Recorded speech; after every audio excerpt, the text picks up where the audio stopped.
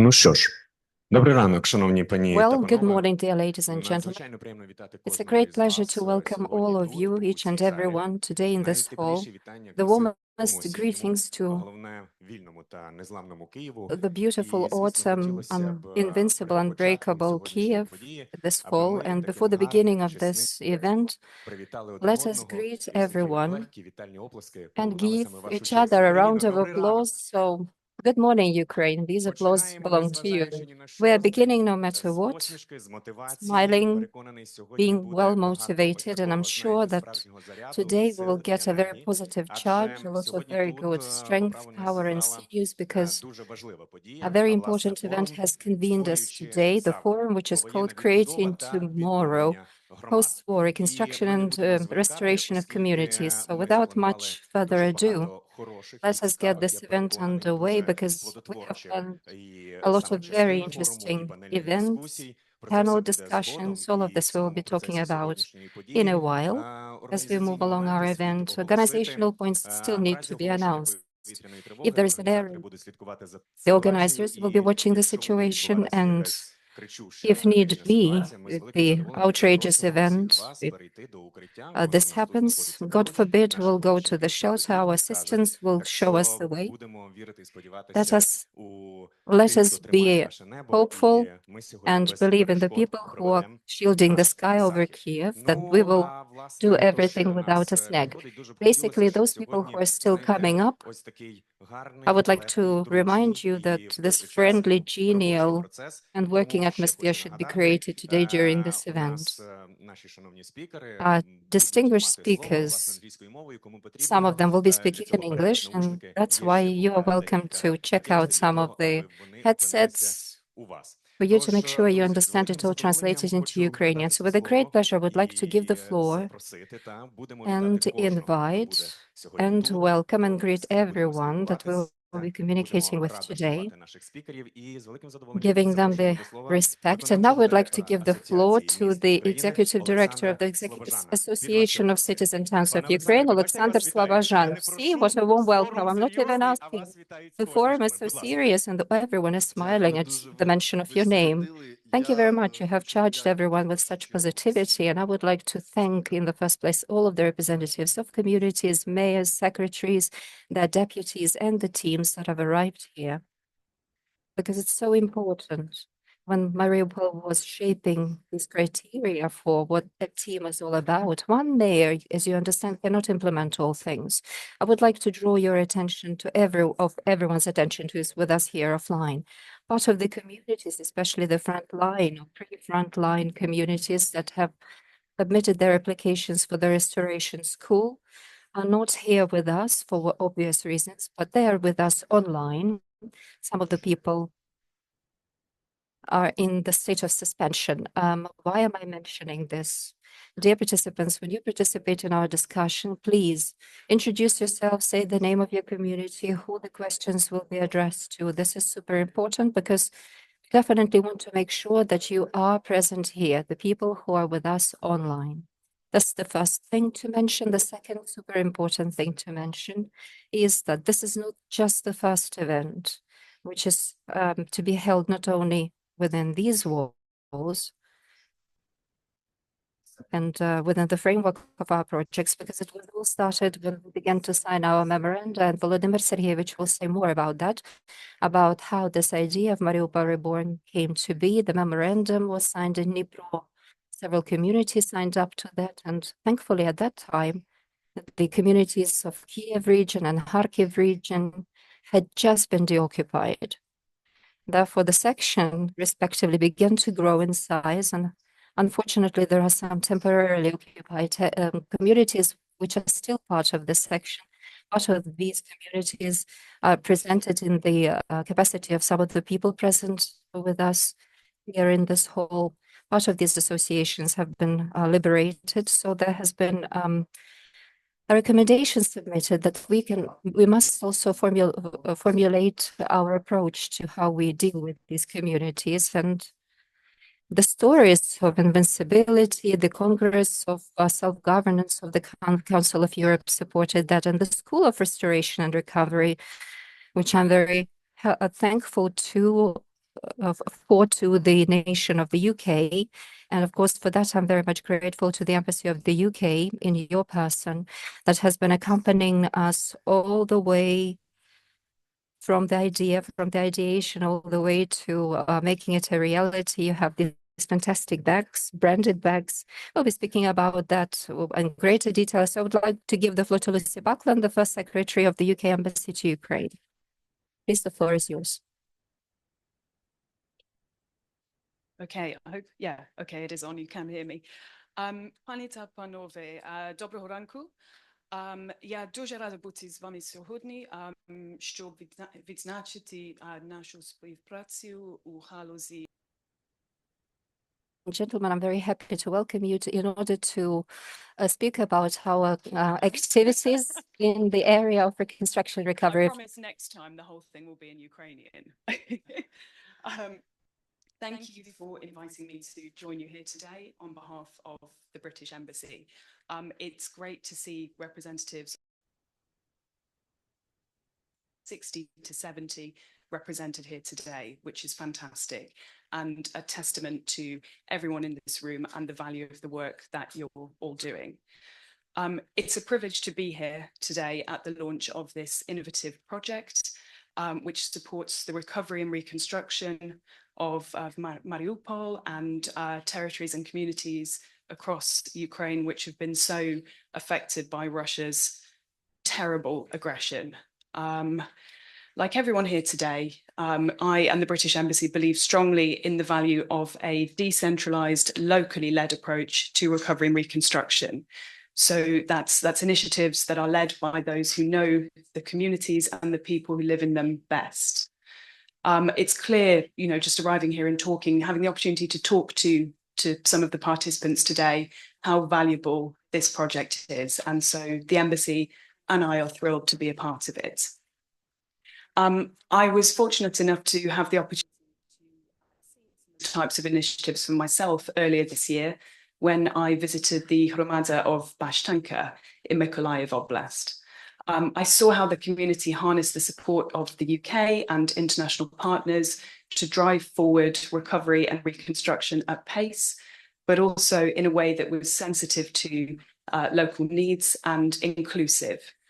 I saw the passion with which local leaders and community representatives at all levels approach the challenges of recovery and reconstruction. And let's be frank, those challenges are multiple and highly complex. But I saw the optimism that those involved had for the future as well. When colleagues and I were presented with this project, we were very clear that it aligned very closely with our values, the values of our Small Projects Fund. And so, as I said, we are thrilled to be able to support it. The UK is steadfast in its support for Ukraine now to the victory and also after the victory. I don't know if you saw, but our Foreign Secretary was in town in Kyiv last week alongside US Secretary of State Antony Blinken for a joint visit, which was the Foreign Secretary's first in his current role. He'd visited Ukraine previously when he was the Shadow Foreign Secretary, but I know he was very keen to get back here as soon as possible and really demonstrate that our support is unwavering. So I'm sure we'll see him again very soon, and I hope we can take him also outside of Kyiv to see some of the work that's being done on the ground. The British Embassy is so proud to support this project, which plays a vital role in enabling communities who know best to take the lead on recovery and reconstruction. In a context of Russia's, the unfathomable suffering and destruction wrought by Russia, I'm proud to be here today alongside those who are leading the way in recovery and in building back better and stronger. Your dedication, vision, and passion is clear to see, and I'm sure that together, collectively, we'll achieve great things. We were talking just before this panel about the importance of starting this process now. Recovery and reconstruction is an intrinsic part of the victory. And so, yes, we're thrilled to be a part of that now and into the future. I wish you every success in the rollout of this project, which will benefit those in this room, the communities they represent more widely over the immediate and longer term. I really look forward to seeing the results of the work that happens due to this project. And I look forward to standing with you in Mariupol, in your local communities, and seeing those results for myself. Slava Ukraini.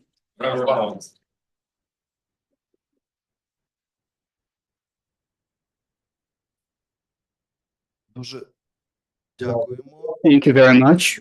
I'm sure that all of you and all of your colleagues will be visiting Mariupol. And today you will see the necessary strategies that we offer. I was talking about the teams that are here today. It's more than 90 communities that have applied for the school. But I can see that there's the heads of Kherson city.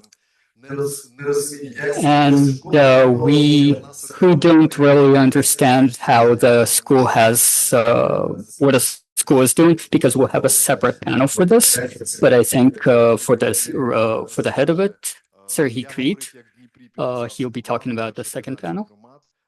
I was talking about how 30 communities have signed on to this. I'd also like to point out that we have the head of European Council, because all of you are also part of the section of temporarily and permanently deoccupied territories. And since we support, since Europe is our partner that supports this movement since 2022. Currently, there's a vote about the process going on. So we hope that this positive process will also be understood by the whole team, the whole of our panel.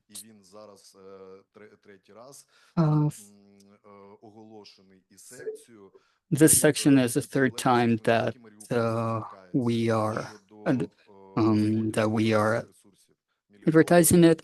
Mariupol has faced different difficulties. It wasn't only Mariupol city, it was Genichevsk, it was Kakhovka, it was different districts around it that cannot have allocated funds. So without ado, I introduce Yanchik, head of European office in Ukraine.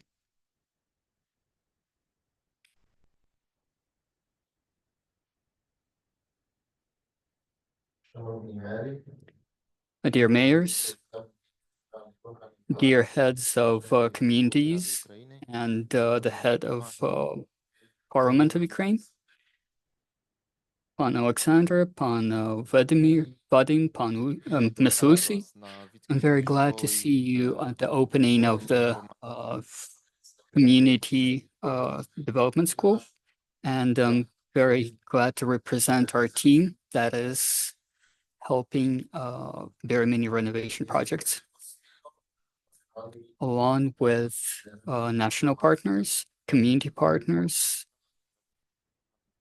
and the local communities. For your benefit.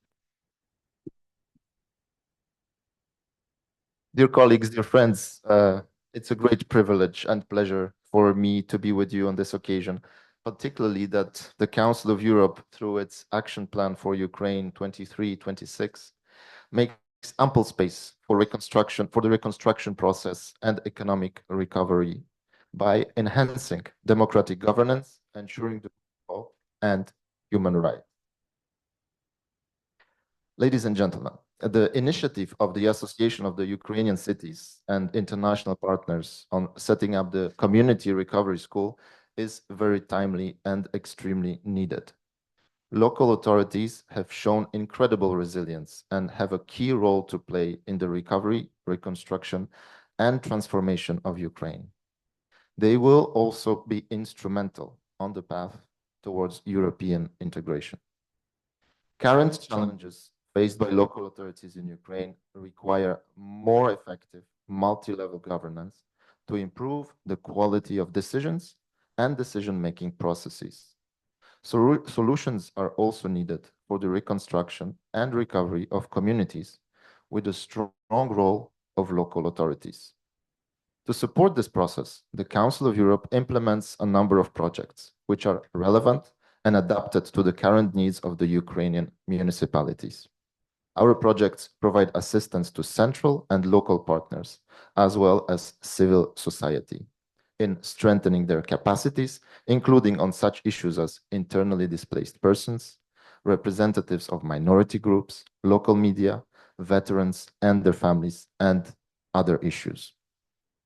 For many years, the Congress of Local and Regional Authorities of the Council of Europe has been cooperating closely with the Association of Ukrainian Cities to protect the interests of local authorities in Ukraine, enhance multi-level governance, and support the country on its EU integration path.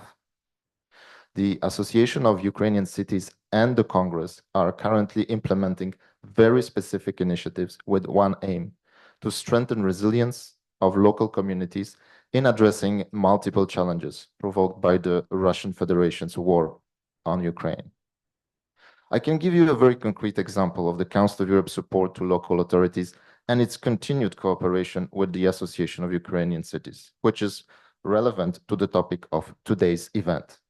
During this year, 2024, the Congress of Local Authorities, of Local and Regional Authorities of the Council of Europe provided financial and expert support to 10 municipalities in different regions of Ukraine to implement targeted projects aimed at improving the provision of services to all community members and at enhancing resilience of communities in wartime. These projects include opening of civic hubs for veterans and their families, developments of youth councils, organizing municipal dialogue meetings to support IDPs, and many other innovative approaches. Potentially, experience and knowledge gained through implementation of those initiatives on human rights and open government can also be integrated in the curricula of the Community Recovery School. That could be a good example of peer exchange and enhanced partnerships of municipalities. Dear colleagues, before concluding, I would like to add a few words on another important element of our work, which can be also very relevant to all of you here. And I'm talking about the Register of Damage for Ukraine, a mechanism set up by the Council of Europe as a first step towards an international compensation mechanism for victims of Russian aggression. The Council of Europe will actively support the involvement of local and regional authorities from Ukraine in the register through awareness raising and capacity building activities to be organized jointly with the Association of Ukrainian Cities. I am convinced that we will proceed with our close cooperation with the AUC Committee on Development of the Occupied and Temporarily Occupied Territories, which is chaired by our friend, the mayor of Mariupol, Vadim Boychenko. The committee could play a key role in disseminating information to relevant authorities and in supporting local authorities in processing their individual claims and declarations. The Council of Europe will be glad to share information on the register and the role of local authorities within training activities of the newly established Community Recovery School. Dear colleagues, dear friends, thank you very much for our cooperation so far, and we are very much looking forward to enhancing it further. You can count on us to keep delivering not only speeches, but concrete achievements for the benefit of local self-government and the benefit of the Ukrainian people. I would like to wish you a very fruitful discussion today and interesting exchanges during the meeting. Thank you very much for your attention.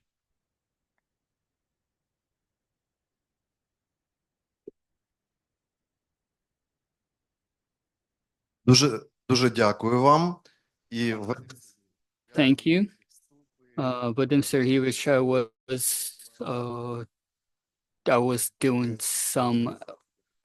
was talking about how the modules that we'll be doing, the sections, the Congress that you recently visited. Please have the microphone not as only the head of Mariupol. but as the head of the panel for development of temporarily deoccupied communities. Thank you. Thank you for all our friends today, the heads of our cities, their assistants, their secretaries. Thank you for being with us today. Today we'll be talking about a very important thing.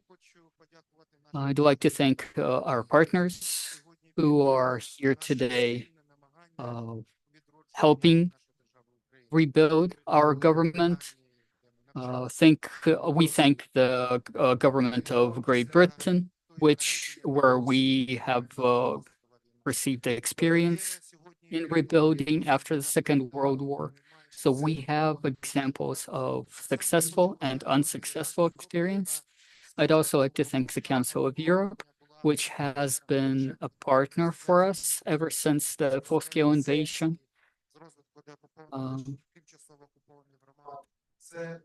It's a very important part that today we help we help fighting for our independence, for our for decentralization and democracy. What we talk about today is what's in our heart, our government, our nation, our Ukraine. Because today we'll not be talking only about today, we'll be talking about the future. And when we talk about this, it is important emotionally. We must understand that when we talk about rebuilding, we're talking about schools, kindergarten, residential buildings, roads, bridges. We must understand that Ukraine that we knew before the full-scale invasion will not be brought back. We will be building a better Ukraine. We're the ones who are going to be doing that. The main challenge before the girls and boys who are defending our independence and for us is the treasure that we're fighting for today, the people.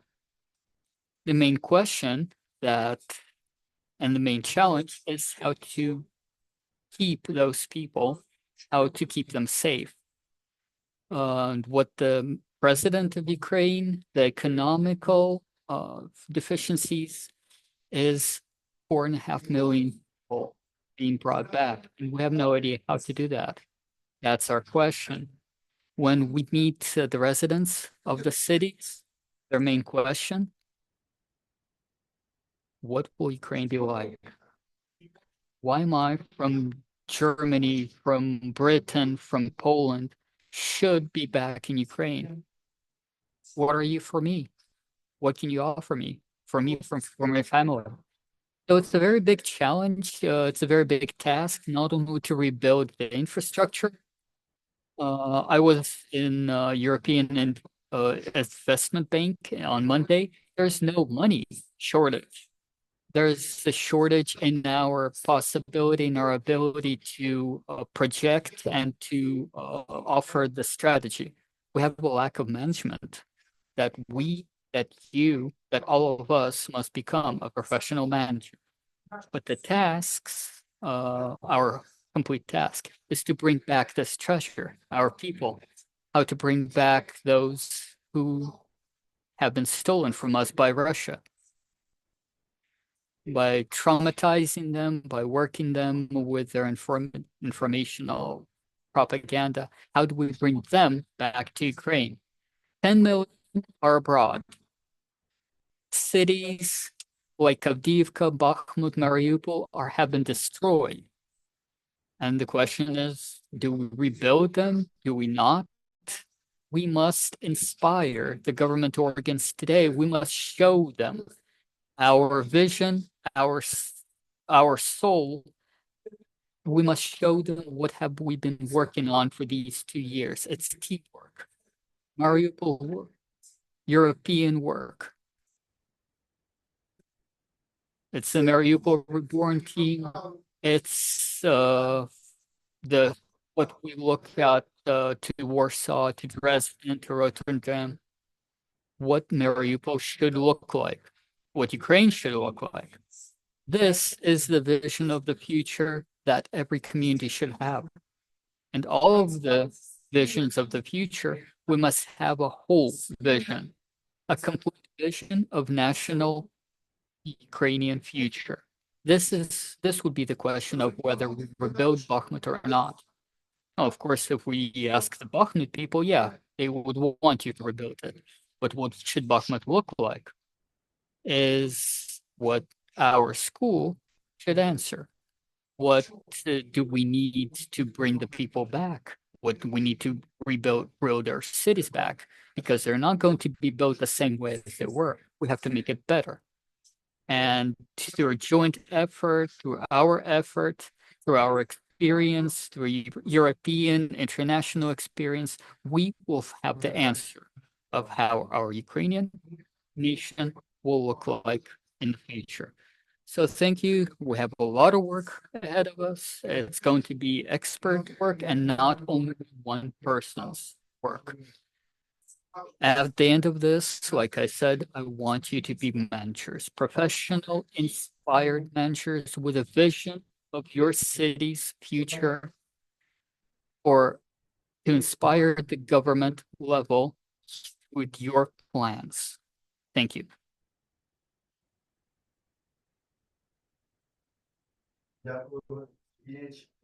Thank you, Vadim Sergeyevich. Thank you, our colleagues. And the presentation of the school.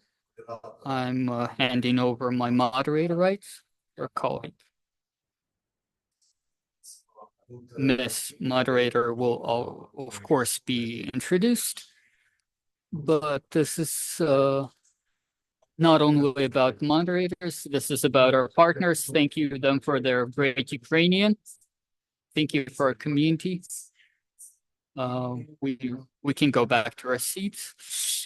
As Mr. Alexander said, we are on to part one of our forum and community rebuilding school.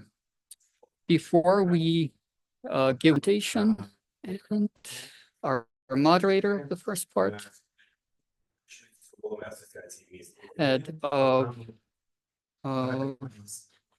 City Association, Oksana Prodan. Thank you very much indeed. Good morning, everyone. It's a great pleasure for me to see everyone. If I may, I will be standing up. It's more comfortable for me this way. Now I would like to invite Sergei Kvit to come up here on this race days. He's doing so much to make sure that not only the residents of Mariupol and all of the residents of occupied and temporary and deoccupied territories can develop the program and curricula at the University of Kiev-Mohyla Academy will be developing together with us. Alexander Povazhny is going to join us on this panel. He is online, and I hope people are watching him be present with us. And someone else is going to join us, a VIP guest, a distinguished guest.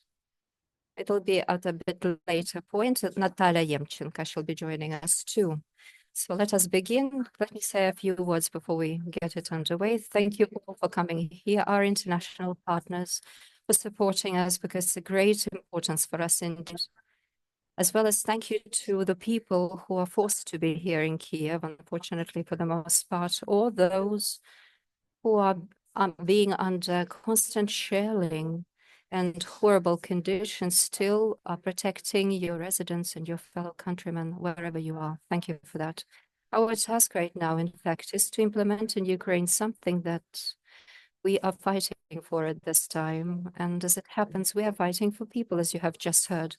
Because those of you who remember the Soviet times, at that time, indicators mattered enormously. Later on, when we became an independent Ukraine, back in 1991, some in 1990, when they began to raise flags of Ukraine, money figured out to be most important. No, that's okay, Vadim.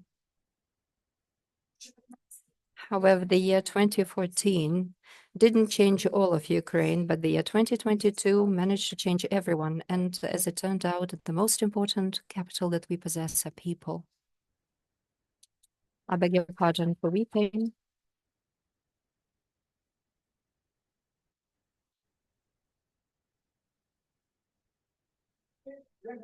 For me, this is really out of the blue because I'm a skilled presenter and public speaker, but it's really sensitive.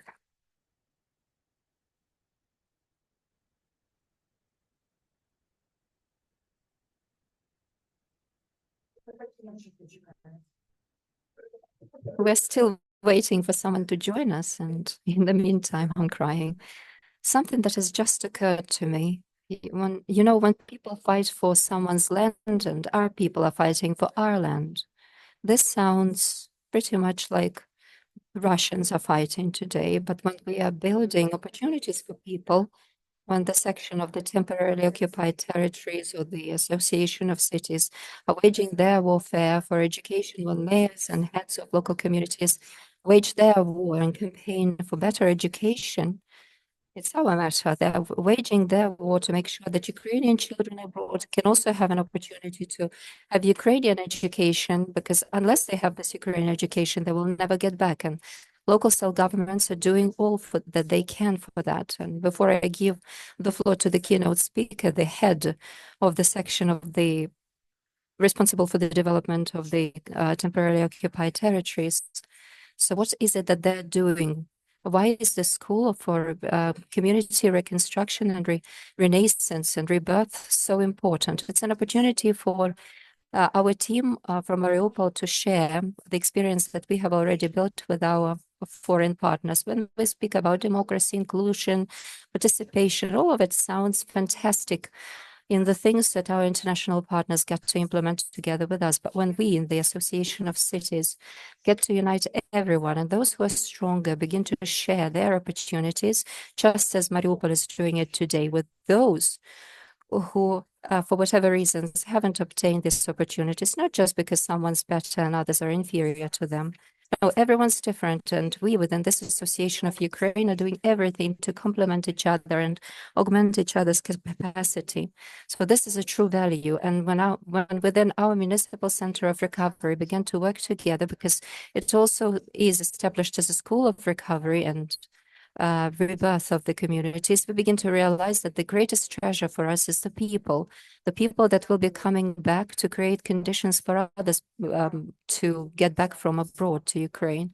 I would like to thank our team who will be developing and elaborating the specific decisions and solutions that will be utterly necessary for the local communities.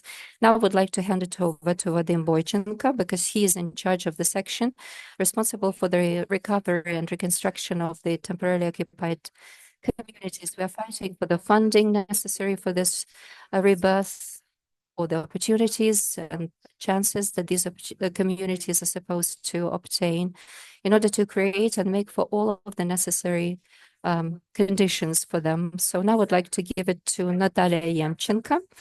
You can see that all of the panelists are present here, and Natalia will also be able to hear what Vadim Bonchenko is about to say, for all of us to be on the same wavelength. Please do remain within the hall. It's going to be exciting. And then it's going to be even more exciting if you happen to be our students at our School of Recovery. Thank you. Everything's in place. I would also like to make a small bridge for everyone to understand the subject matter of our discussion. When and how did it all begin? This is the major question. This all began long before the full-scale invasion, when we as a community also gained new experience, being an evacuated community, and while that tried to take care of our residents and shape the vision of how to preserve our community, how to support them, how to help them, how to shape and formulate the sustainable process of treasuring our greatest treasure trove, which is the people that make up these communities. And thanks to the Council of Europe, they were able to see this desire and earnest willingness in us to pass on this experience to other towns and cities that unfortunately inherited this whole status of IDPs, the exiled communities. These are terrible things, ghastly things, but nevertheless, we have to put up with that. And having created this section, we started to see eye to eye, just as Ms. Oksana has just said, that we have to wage a warfare for education, at the level of education, to repeal Order 850. And I thank the Ministry for Integration who have been helping us in this matter, because they are our supporters in terms of helping everyone who is right now relocated and in exile. It's just like relocating our medical facilities. We relocated our medical facility, our hospital, and it's just been opened, resumed its work here in Kiev. We always want the government to be as speedy as ourselves, but unfortunately it doesn't work out that way. Likewise, we want our partners to be super speedy, and again, it doesn't work that way. So today, from bottom up, we have to shape this vision for the government. From bottom up, we have to shape our own attitude and understanding, as well as professionalism, which we need to demonstrate to our international partners for them to feel and be ready to provide funding to us. They have come to our rescue at our request in order to shape our vision of the destroyed Mariupol. Some people will say, what in the world are you talking about?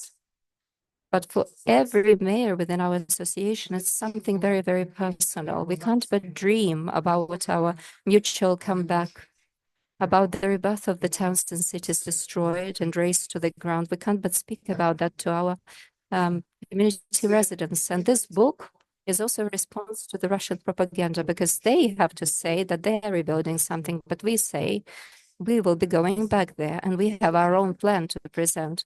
But what is important is not only for us to speak about that, but our partners from the UK, our partners from the US, and our partners from the EU to speak about that, because it's also their joint and common work with us that they have set out in this book.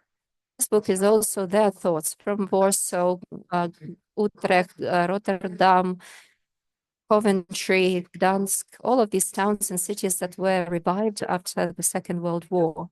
And let me reiterate, there are never exclusively successful practices. There are lots of flops, and I'm very thankful for them to talk about that openly and showing to us what needs to be taken into account to avoid making the same mistakes. But once again, getting back to the main objective, what it is that we have to discuss. We have to discuss not just the renaissance or rebirth of infrastructure. We have to speak about the rebirth of the communities. When I raised this issue that we need to be revived, the first question that our partners ask us is, what will your community be like in Mariupol? How many people do you project to have there? And today it's a major challenge for every one of us. We have to understand what Mariupol will be like, what Bakhmut will be like, etc. Today it's a great chunk of work. It's a lot of ground to break for us to shape this proper vision at the governmental level, because we have to see it aptly. Even the economy that we had in place before the full-scale invasion is going to be the same. So something that we have named as the School of Community Recovery and Reconstruction. I would like us to move on to the presentation now. It seems to be working fine. So I want you to very clearly understand what the main objective of the School of the Community Reconstruction is. The main request that our international partners have to present us with, and what they resonate with, something that they ask us, the teams of community recovery. These teams of community recovery and reconstruction have to emerge in Ukraine. It's not just someone who's a city mayor or his deputy. It's a team, a professional team of experts who understand very well, who are savvy about reconstruction and recovery, who are very well versed about international partnership and the future economy of Ukraine and the economy of your specific community, who understand what urban vision is all about, mission of your respective community, and how to write it, how to compile it. We're talking about the municipal teams of communities in post-war time. This is the expert level of education and training. We're talking about the platform to swap and exchange experiences. Our nationwide experience, it's both successful and unsuccessful. We have already gleaned some experience, some things we can do better, others worse. And within this school of recovery, we have to accumulate this information in order to avoid making similar mistakes. and pass on this experience, hand it down to other communities, as well as shaping our plans for recovery, making these plans for specific communities, specific regions, and the whole of the country of Ukraine. Likewise, we are also speaking about setting up this platform of international experience sharing. And nowadays, our international experts are sincerely ready to pass on this experience to us and this expertise for us to be clever, savvy, and understand what it is that they're ready to provide funding to, what these projects and priorities, strategic goals should be like, what content they are ready to fill our communities with. And third most important thing to comprehend is these teams should speak the same language with the people who will be coming to reconstruct Ukraine. Today, just let me mention the example of my meeting with the head of the European Investment Bank that happened this Monday. When I asked him whether there is money for the reconstruction, I have to share today and tell you, yes, the money is there, but there is no nationwide understanding at the level of the government, together with municipalities, together with the association. Somehow we fail to shape this vision. And if it's shaped, once it's done, all of the strategy and plans will be immediately supplemented with money. But remember the first question, what will your community be like? How many children will you have? How many youth? How many women? How many jobs will be created? What kind of occupations will be there? What kind of economy will your city have to demonstrate? So together we will have to put our minds as a group, because somehow we are used to someone else coming to us and presenting us with the answers. Regrettably, this may never take place. So we have to shape this vision as a bottom up, our personal visions, and then the government may say, okay, let's do it this way, and then submit money to that, and perhaps we will build some plants and factories, just like we did it in Mariupol. Our Mariupol residents quite often ask me and approach me, are we going to have metallurgy giants reconstructed, rebuilt? Will metallurgy be there or not? Who is going to give the answer to that, businesses or the government altogether? So we have to look further ahead. Our progress, accession to the EU, they say the metallurgy that we had in Ukraine prior to the full-scale invasion is never going to be brought back to Ukraine. So what kind of metallurgy? Will there be metallurgy? See, partner countries are preparing their strategies without Ukraine's metallurgy. They are preparing building such plants in Germany, Poland, and other countries.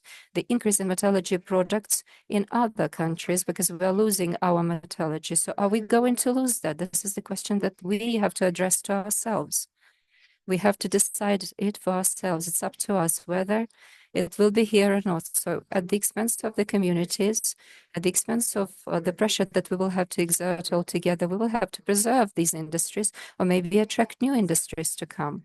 So this is looking for new solutions, joint visions, shaping this aspect of the cities or the respective communities. In this slide, you can also see with these pictures, I would like to demonstrate our gratitude to the people that were founders of this movement. The founders, SKM company, Metinvest company, that became social partners for the city hero of Mariupol and still unwavering supporters of Mariupol. Serhiy Kvit, who I thank profusely for the development of our fast recovery plans, urban vision plans that we developed together with the World Bank, with the Reconstruction, with the European Bank of Reconstruction and Development, and other big auditing company. We translated it all into the language of training, a modular system, and we are ready to make sure that all of this experience of Mariupol Reborn can be passed on to other communities in order to shape this all nationwide all Ukrainian vision. I would also like to extend our gratitude to our partners, the Council of Europe, that has shaped for us this very important registry to document all of the damage, destruction that Russia unfortunately is inflicting in Ukraine. This is terribly important because otherwise we will still have to come up with the question, where will the money have to come from? Of course, these are all of the seized assets of the Russian Federation, because 1.5 billion has already come to Ukraine. This is due to the joint work of our European partners. We are putting pressure from every end, and they take these legally important decisions, and money now is coming to Ukraine. So the question is, are we ready to support this money with their respective projects? That's why this school that we are about to implement, starting today, will provide us with a clear-cut vision concerning the strategy of the community at the governmental and international levels. That is to say, the best architects that helped to shape that book that I presented to you today are ready to join us and to present you with the most important expertise, how to do the same, how to follow the same route in a very applied, practical, step-by-step language, shaping this overall vision of the urban passport of our cities and communities. The next step, it's a separate module, the economy of every city, town, and community. It's both important and not very clear, but let me reiterate it once more. We still have to submit some proposals bottom up. We need to come up with our advantages and gains. Again, the example of Mariupol, when we began to mix and mingle with businesses, and we said, when Ukrainians will be coming back here, please do come back. We have the fantastic sun, the wind to offer to you. In terms of the situation, game changer in terms whether or not metallurgy will be coming back, it's up to you whether you will be helping us to contribute to the recovery of this industry. It's a dialogue. It's something that needs to start today. What our economy be like? Because due to this vision, communities will be coming or not. And given this, we will have to shape one type of infrastructure or another one. It's impossible to build schools without children. It's impossible to rebuild districts without people. So we get back to the same question, people, communities, residents. Somehow we have to promote and make sure that they will come back. Why should they come back? We need to fabricate this question. Both it's an economic inspiration and urbanistic inspiration for as long as 10 or perhaps 20 years. This book is not about 1 or 2 years, 86 days of Mariupol's destruction and 20 years of Mariupol's recovery. 14.5 billion euros. This is the worth of this book. So the duration will be 20 years.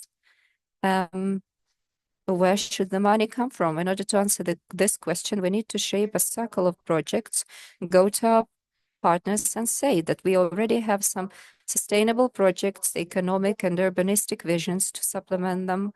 There's proper understanding concerning how many people will be coming back, how many jobs we'll be creating, how many schools, hospitals will be reinstated. And this is what we want you to provide us money with. Yes, today we have to draw, to picture this restoration of the communities as well as infrastructure. So the area of how these communities will be preserved, both in evacuation and how they operate when they come back. The presence of these communities abroad. Let me give you a vivid illustration of Mariupol. There is a concept of Mariupol, which has already been spread to 21 cities and towns and 35 different centers. We had to relocate 194,000 people in completely unfathomable conditions. And there are some communities in occupation, in relocation. I'm one of such mayors who still doesn't have all of his people together, but still I can go to there, to these hubs and discuss this book together with them. And this is super important to discuss this book with them during 1 year and for them to shape 400 questions meant for the architects, for them to develop this urbanistic architectural vision. It's impossible in the place of this tragedy, which is called the dramatic theater of Mariupol, to rebuild a new drama theater. That's something that not I, but the people have to say. So once again, getting back to our community, we cannot shape this vision top down. We cannot force it on people. We have to come up with these ideas bottom up. We need to formulate this feedback from the people. What triggers them, what aches them, what is necessary to do, and what, God forbid, we are not supposed to do. So these are numerous, multiple issues that all of us will have to put our heads around and come up with answers to. Another thing is, another strain is international cooperation.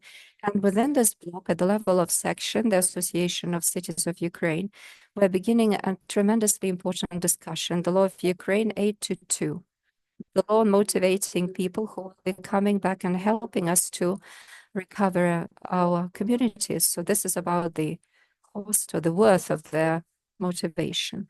It's impossible for the manager who will be writing these strategies in sophisticated English, hire them at 12,000 hryvnias per month. It goes without saying. So once again, at the bottom level, we have to raise these issues all the way to the government level to make sure that the best graduates of the Mahila Academy, it would be wonderful if they could come and work for us for 40,000 hryvnias because they're highly ambitious. For them, perhaps it will be a matter of pride to work for 2 years in Bakhmut, Avdiivka, Mariupol, something that will be a very good track record for them in the future, but not for as long as 12 years. So these are the questions that we have to raise all the way to the top and come up with solutions. And it's only then that our international partners will come up with the qualitative international projects to submit funding to.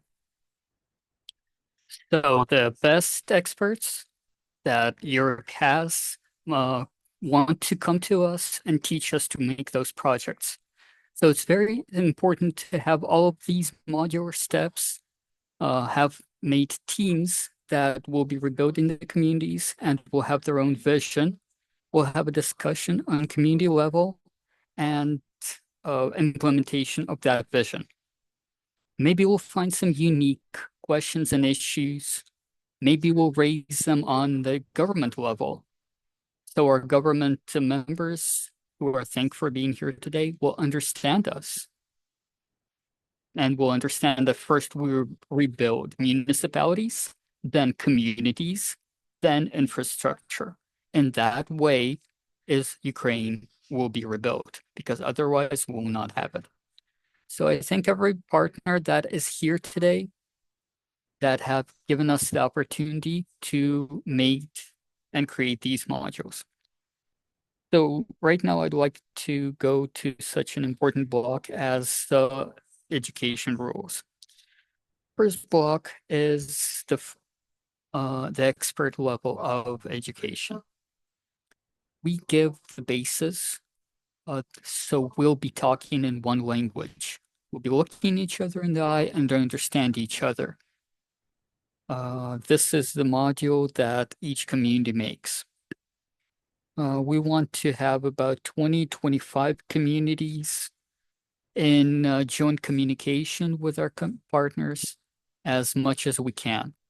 We thank all the communities that have answered our call. It's about 100 of them. We have more funding. Our partners, the European Bank, is ready to fund us. We do not have an issue about funds.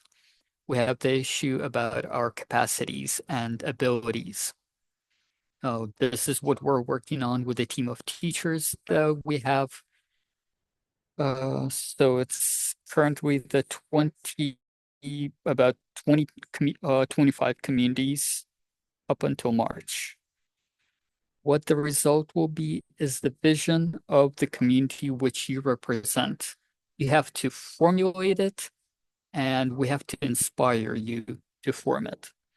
How it will work? It will be a dual system, online and offline, video courses. Each one of us knows how to use YouTube. Prometheus allows us to record courses. It also will be forums, it will be workshops. All of this will be implemented in life. At the end, you'll receive a certificate from the Kiev Mahila Academy. The European Council will sign it. The Association of Cities of Ukraine will sign it. You will be the experts in Ukrainian reconstruction. The next step is the academic studies. We already have a program. You can have higher education, you can have a diploma, a degree in rebuilding Ukraine. The program is 1.5 years, and we expect the best to go to it. The best graduates of the Reconstruction School. It's not going to be easy, but I'm sure that these steps, these modular steps, will make the bottom to top Ukrainian vision through which we will rebuild and reconstruct our nation of Ukraine. Glory to Ukraine, glory to the heroes. Thank you. You told us about the first step of how we will go. And I'd like to give a word to the Dean of Kyiv Mohyla Academy, Mr. Sergei Kvit, who will tell the second part, the academy studies. Thank you, Mr. Vadim. Thank you, Ms. Oksana. I'm pretty sure that Vadim Sergeyevich told us about the project. We are a partner as the Kyiv Mohyla Academy. It's a very great honor for us. And probably give some details, because the general information is quite understandable. And the purpose of this program is the information of your people that we did not have before. We never were in these conditions, and it was a very interesting thing that our partners have experience in rebuilding after the Second World War, but we do have some experience, and I'd like to say that the Kyiv Mohyla Academy can be your partner in nuances, because we made this faculty, this partnership. It's called the School of Professional Education, and it's aimed at communities as their client. We see it in the context of post-war reconstruction of Ukraine. It will not only be given to communities as the main task, but it will be the main obstacle of communities. It's not going to be only the concept of rebuild, the vision. It's also going to be rehabilitation of veterans, for example, because we don't have experience in this. For example, Americans have a lot more experience in debriefing veterans and returning them to the communities, to civilized life, because a lot of them are not ready to find themselves in other work, in other roles.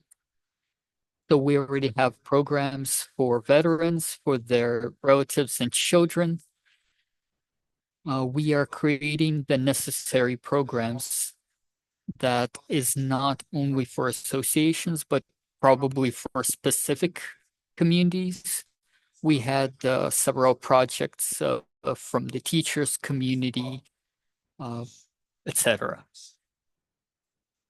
We do not know exactly what we will need, so I'll ask you to give us feedback, to contact us through this project directly, etc., to tell us exactly what you want. We are interested in knowing what our communities need, and we will be giving you the answers that you need to the questions that you pose to us.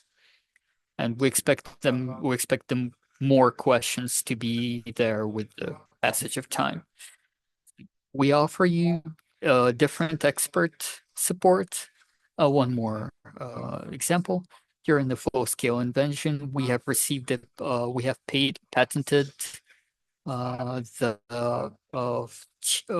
cheap steel production through CO2, which makes the production less expensive. This adheres to European standards through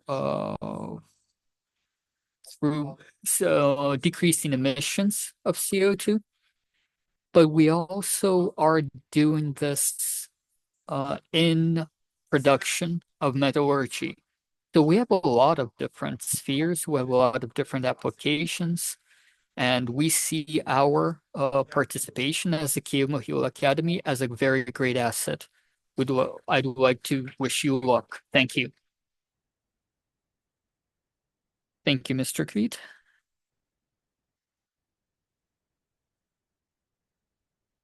I'd like to give word to Miss Natalie Yemchenko. We know her as very many different roles. Currently, she's representing Mariupol Reborn Council. This is the council that was reconstructing Mariupol, rebuilding it, even while it was occupied.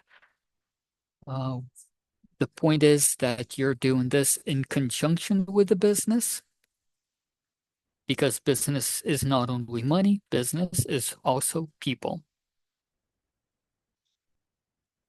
Thank you. First of all, I'd like to add some optimism and note that as a business, we believe extremely in the Ukrainian potential, in working with Ukrainian cities and communities, with the tech company, the energy company of Ukraine. Several days ago, DTEC gave us several $150 million for the archives, and we are up until the beginning of next year, we will be realizing that investment. This is the answer to the question of whether we have money. It's not only just for support, not only for amortization, but also for innovation. We also have logic for these investment. We have business logic. Several words about our project, our relationships with war. To inspire you with working with business. With Vadim Sergeyevich, about Mariupol Reborn, we were working in August of 2022. We were doing this specifically because communities had no idea what's going to happen in the future. From our experience, we know that war is extremely bad, and the worst thing is we having everything be brought back the way it was before the war. This is great trauma because it does not allow you to have alliances because they have moved on. And also traumatizes you and thinking that it will be the same way. Our idea was that we will be helping the mayor, the community, the municipality to prepare of Mariupol be freed. We were expecting it to be a lot faster, but it doesn't really matter. We have prepared 10 projects. Mariupol Reborn was one of the projects. We had a lot of funding. It wasn't a theoretical project. We had 60 million allocated to the funding for this project, and this will help our community, our project, our vision of the future. When we were thinking about this school, we had experience brought up and had an MBA in INSEAD. I think it's great. I think it's the biggest European school. It was created after the Second World War as an institute. Before that, it was a project for realization of the Marshall Plan. And there was no experience before because they had no teach, they had no people to realize it. So they had an educational project to build human resources. And so after the war was over, there was a question of what to do with the project. It was reconstructed as one of ours.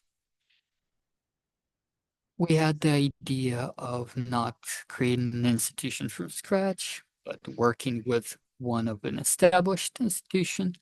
What the main point is that people were always a key resource, and that municipalities and communities were key. That was the second point. The third point is what we invest in, what we believe in. We believe in industry.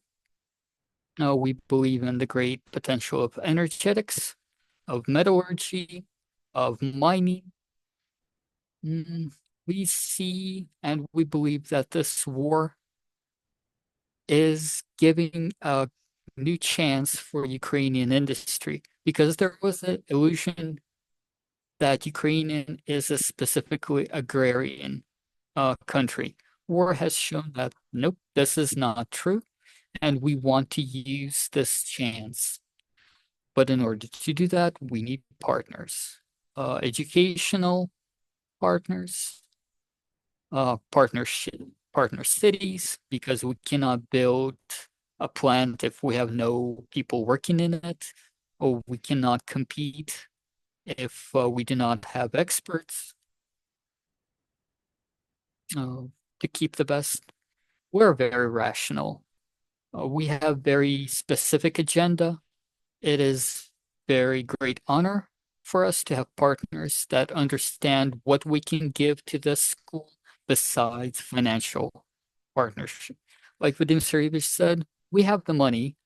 We need to know what to do with it. We'd like to invest into building capacities, into innovation capacities, into rebuilding cities to be competitive. I understand that sounds probably idealistic, but we want cities to compete for the idea, and we want to build cities that can bring people in.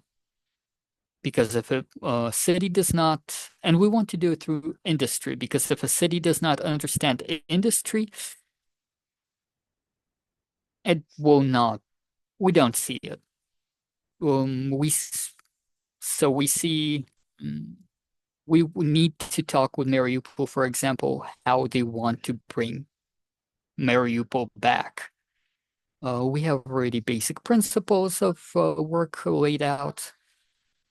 The last 2 points are that I see as very important is that the school is, from my point of view, something priceless, because this is a school on, the school gives a chance in rebuilding Ukraine, not as on the old principles, on the base of old principles, but on the base of new principles.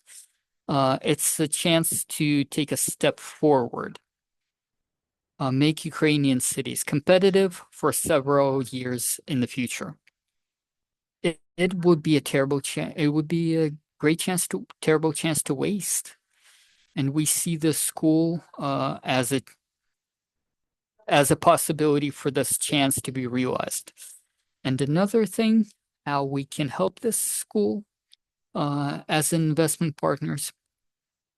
Vadim Sergeyevich said that the government is slow.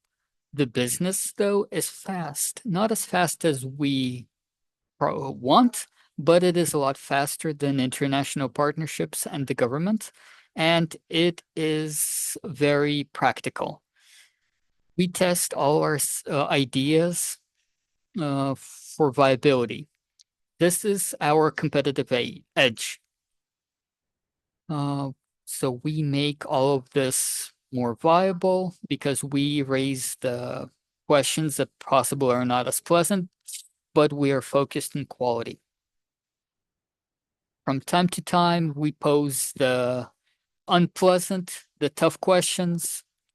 We are sometimes told that we are very cruel, but Actually, our expertise is about viability, is about survivability, is about whether we will be competitive, whether this will make sense, especially in investment, which we wish for everyone. Thank you very much, Ms. Natalia. Just the last point to make. Something that we are very much focused on is also empowering women and the role that women have to play. The typical metallurgy occupation. So we have the share of women growing to up to 35% right now in our plan. So we have some things to share too. Don't even know whether it's good. Thank you, Ms. Natalia. We have indeed a lot of different projects in different communities where they're teaching women to do things that usually men do because we have a deplorable situation on our hands. Anyway, thank you. At the parliament, we have just failed two proper things that everyone had been fighting for, 64% on the permanent basis, keeping reverse within the taxation code, which means ahead in the draft law 12,000, we will have to fight to make sure that we make sure that the people that seemingly vote in favor of local governance will be voting in favor of 64% and preserving the rivers within their communities of the taxation, local taxation. Reverse, because there's a whole list of different things that they've tried to take away from local budgets. But this has been a lot of fight, but this fight has just been the preliminary stage. And this preliminary stage is taking place in all of the domains. And as you know, the harder it is to study, the easier it is for you to wage a battle. So when all of the territories are deoccupied, we need to make sure that all the processes are well harnessed and prepared. Now I would like to have Mr. Alexander Pavazhny, who is online with us, to speak.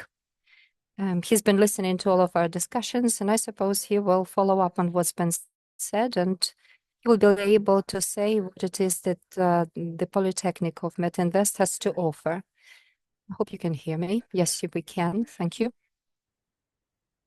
It's been a most fascinating discussion, highly emotional, at least from my perspective, and it's vital to ensure that any project will be guaranteed a success. I suppose that this project is guaranteed a success because education is one of the most important roles to play. Perhaps it's at the heart of the whole project. And something that also matters is that we are mindful of people. We put our heads around how we will be training these people. For our university, Metinvest Polytechnic University, it's a privilege to participate in this project together with other powerful universities and academia on a par with Western specialists and experts. Now we are building a certain basis to reflect on the teams and projects of the future, communities of what they will be like in the future. This project, as I always say, this is our project, our university. It's the Mariupol University because it was initiated in Mariupol, and our first enrollment was supposed to take place in 2022. However, the war disrupted our plans. I wouldn't say it just we had to discard our plans. We had to reschedule our plans, and despite all odds, we still continued our educational pursuits. We are not a purely corporate university. No, it's an open university, which provides not only educational services, but also it enables you to implement different studentship projects. Together with this dear Mr. Vadim, we aligned the participation of our project within the School of Reconstruction, in particular for project management strain of the curriculum, because within our university we have compiled significant, sizable amount of experience concerning how to build, how to draw projects, and most importantly, how to manage these projects. Okay, who is supposed to implement them? People without a shade of doubt. So in this pathway, it doesn't make a distinction whether it is about upgrading a whole enterprise, upgrading a community, or upgrading a workshop. At this stage, as we speak, these projects always are identified by the efficiency of respective communities. And I think that the modules that our professionals will teach, on the one hand, will provide a practical component, and that will be supplemented with a theoretical part. And in summary, our students will have to come up with projects that they will have to defend.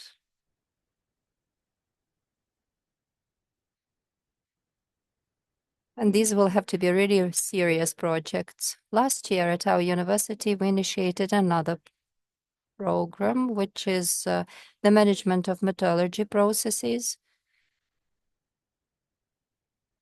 This all revolves around industry, concerning how to build our industry after we gain our victory. What kind of enterprises will those be? Will they be stuck new, or will we have to reconstruct some things? What will be some urbanistic, social, environmental issues that we'll have to tackle? So we have developed this master's program, and I suppose that together with Mr. Vadim and his school, some of the master's programs from Kiev-Mohyla Academy, they will definitely gain a lot of valuable insights if they participate in our master's programs. And let me also mention one more thing. We cooperate with universities, communities, businesses. I think that this project definitely will be a success. We are ready for this collaboration and are truly ready to hear how we are supposed to create our future programs. Because at this stage, we have a certain pool of educational and training projects and programs. However, we are also giving it a thought concerning the future. And with Mr. Vadim, we are already in talks about that. These are just different kinds of sketchy thoughts, but nevertheless, they will materialize in something more tangible. I wish us every success, and I'm sure that this project will definitely be taken off the ground. Thank you, Mr. Alexander. And I would like to draw everyone's attention right now to the fact that the Restoration School and its second stage that will issue us with diplomas, it's something that will ensure that your workers will be able to study within the framework of for 1.5 years. And then very quickly and free of charge, they will be issued with the diploma of the Kiev-Mohyla Academy. Mr. Alexander hasn't mentioned it yet, has he? Yes, I did. You just missed it. Okay, thank you. So 2 diplomas that you will be able to graduate with and be issued with. It's a chance that the leads and chiefs of communities definitely need to harness as an opportunity in order to make sure that you have the necessary members within your staff. So we do not only have this Restoration School, we also have the Municipal Center of Restoration. And I'm going to ask Alexander Salabajan to say some things about it. I know that you would like to speak more about the budget, but even without the budget, Mr. Vadim said that money is there. Money is always available. So let's talk more about people and education, training, and the documents, the legal framework that will definitely be necessary to get the funding for the recovery purposes. Thank you, Ms. Oksana. Thank you, dear colleagues. I beg your pardon, especially from my panelists and those present here in this hall, because I had to excuse myself. I'm a member of parliament, and there is a vote right now ongoing in the parliament. Maybe it's highly symbolic and emblematic that all of us are here, both online and online, that we can count exclusively on ourselves. Help, let us put it this way, to the ruined communities is the cause of the ruined communities themselves. Go to the channel of the Association of the Ruined Cities and Towns of Ukraine. And there you will be able to see a lot of the relevant data, how much assistance has been provided to us by the internationals and how much of that you get at the level of the communities, which is why you have heard it from the representative of the UK, as well as from her peer, from other international technical assistance. And Mr. Vadim has mentioned international monetary financial institutions in addition to the World Bank, European Investment Bank, EBRD, and Ms. Natalia has already mentioned that decentralized assistance is something that is very much articulated right now. This is the idea of this section, and Mariupol Reborn is the flagship program. It's not just the hubs like Mariupol that emerged in other communities, Bakhmut, Energodar, Melitopol, etc. All of this without joint efforts can be done. And our partners, Ukrainian business, as well as international financial institutions, as well as donors, require communication. And once again, it's emblematic that today the parliament hasn't supported local self-governance. I cannot call it another way. When in the report of the European Commission about the conditions to the expansion dated on November the 8th, that it says that 64% of the physical persons taxation is supposed to stay within the local budgets. And you can read it on the site, but without any insinuations, we have set it out there. We have posted the authentic text in the English language. And there it says 64 personal income tax, including military income tax. So it's not quite clear when they broke it all down. They separated all of that and they began to withdraw the military tax. And for 12 months, all of this money was just lying there, deposited, idle. This is the official conclusion issued by the Ministry of Finance. You can log on, print it all out, and you will be able to see that for 12 months, all of this money was just lying idle. People from the military come to you, they ask you for the money for drones. After shelling, people come give us some money for glazing our windows. Money is not there, but this 64% of the physical person's taxation, when nobody pays you any tax, and all of this money is lying idle. This is a European norm, and why is it set out in the European report? They say that this is necessary for large cities, 199 communities. Recently in Kropivnitsky, we had a meeting with the community from Kirovograd region. We had a look around them. These are just small villages, settlements. So what kind of reverse can we talk about? There is a local mayor of Slavutich present in our midst. The aggressor approached his town, and it's only exceptionally due to his heroism and his residents that the town was able to withstand. The same goes for all of you. In 2022, there was no time to think about the money. All of this was up to reverses because the local self-governance was trying to save themselves. So there was no connection with the command center. Physically, this connection was not there. There were no teams, no commands, no instructions issued. Everyone knows that firsthand. But I am very grateful to the team, to the teammates. I stayed in Bucha, a small town outside Kiev. And those of you who lived in these occupied territories, those were the true teams. Without the internet connection, telephone connection, or otherwise, you divided yourselves into different sectors, involved business representatives, evacuated children. All of your school buses and different kinds of vehicles were immediately harnessed to make sure no other additional equipment would be needed. In our 10 regions, and it's not by surprise, with the help of the USAID Hoverla project, we tried to help those most affected areas, the ones who are de facto occupied, very much ruined and affected. These are very fine people via the regional section. You can reach out to them and they will provide you with the help. Why? Because at the government level, we only have to update the state strategy for regional development.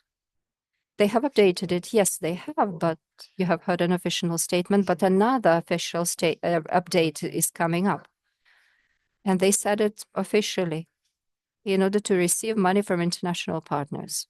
So my point is, besides learning all of the different things for the sake of your communities, you see how much international support is delivered to you. So you do have to demonstrate that you are not offered anything centrally, but in the decentralized way, these internationals can provide you with the funding. But the question is how to draw up these projects, and at the proper level, all of these consultants and experts will be standing by your side to help you. But these consultants cannot do your work for you. That's why this Reconstruction school is all about teaching you concerning different technological things. Even when we speak about modules concerning how to fill in the register properly, thinking about the future, being proactive, making sure that your assets that have been damaged are taken on board, and people can be also included in these registries. People think about these reparations, but I can tell you one thing. Remember, nobody believed in the 60%, 64% of taxation. And I think back to the time when the Association of the Ukrainian Cities approved the concept of self-governance back in 2011, and they looked at us like madmen. And they said, what decentralization are you talking about? It wasn't a mainstream thing, but right now the story is quite different. We have so many people supporting, leading, spearheading this initiative, but 64% of reverse. And Melitopol and the other 45 occupied communities, Donetsk, Lugansk, Severa, Donetsk, Lysychansk inclusive, Starobelsk, the ones that still remain occupied. So for whom are all of these amendments meant? They're not resourceful amendments. Provisionally, we called them about Mariupol or on Mariupol. So my main message is you can only count on yourselves and on us. Yes, indeed. Oksana, you're right. Thank you very much indeed. We can also count on our peers here sitting in this panel, but to make it right, the idea is not only to get the money, but to harness to or utilize this money properly is another point. We have calculated 70 structures in Ukraine. Keep check of you, different 70 structures. Nobody seems to be controlled as much as local self-governance and military administrations of villages and towns, 70 structures in all. And one more thing that they have come up with is 71st structure. It's not a big problem because all of us act and comply with our legislation. But the point is that there are two different structures that will issue stark different conclusions. The account chamber of Ukraine, when it issues you with an official statement about the funds of the government recovery fund on the elimination of the effects of the armed aggression have been used, these funds have been used ineffectively. So now we have to ask ourselves the question, so who is supposed to do it more efficiently? What are we supposed to do to control our international partners who cooperate with you within your communities? This will be, by the way, the intrinsic part of your studying. You will be going through their pre-audit when drawing up and compiling all of the necessary documentation. You will not only be setting the strategic trend, you will also have to do it all properly in English. And we were at one of the forums, and due to a wrong translation, there were gripes and complaints not only issued by the international partners, but also by the respective controlling bodies in Ukraine. You know, the Checker office in Ukraine, Prosecutor General's office, prosecution bodies, NECP, now account chamber, quality assurance office, regional military administration, especially the ones who are in charge of the local military and village administrations. So it will require a lot of proper documentation, the way that you will fix it. You will definitely be in touch with the advisors, and in the municipal centers, there are some counselors. So what is their function? If something cannot be handled at the local level by the counselor, the advisor hasn't been able to provide you with the necessary support. And we very much hope that the rest of the 92 communities, having gone through this course of the recovery reconstruction school, once you have all of the necessary education, you cannot submit for the same project with 3 different donors. It's impossible because they maintain very good horizontal connections. So if you're declined by one, you will definitely be declined by the other 2. Or if you have submitted some money to for your project, there will be a lot of different taxation issues, like whether your tax will be returned to you or not, tax rebates will come back or not. So you see that all of these are very complicated things, and all of these basic things will be discussed at this school of reconstruction. And then there's a third stage where lawyers work on. I'm very glad that lawyers were working in Mariupol. We have the experts here, like Ms. Oksana, Ms. Inga, the head of the project, Ms. Victoria, who's a lawyer and who's working with us, who's consulting us in regions. They're in the field right now, helping and working. So in the next level, if we only need to have the original rebuild strategy, on your level, what you need to have for funding, you need to have 10 different documents. The plan for rebuild, reconstruction, a reconstruction strategy, a complex program, etc., and so forth. So for example, we have had the Lugansk region representatives say that this is impossible in a month. So I have to thank the parliament that we have received all of this through you. You have given us a result. We sent into the parliament, and we have received the result that we do not need a complex program from the start of next year. But to do all of this, you need to have the necessary skills to send it to the parliament, to work with the organs, so they will be able to have it done further. Currently, we're having another iteration of the budget.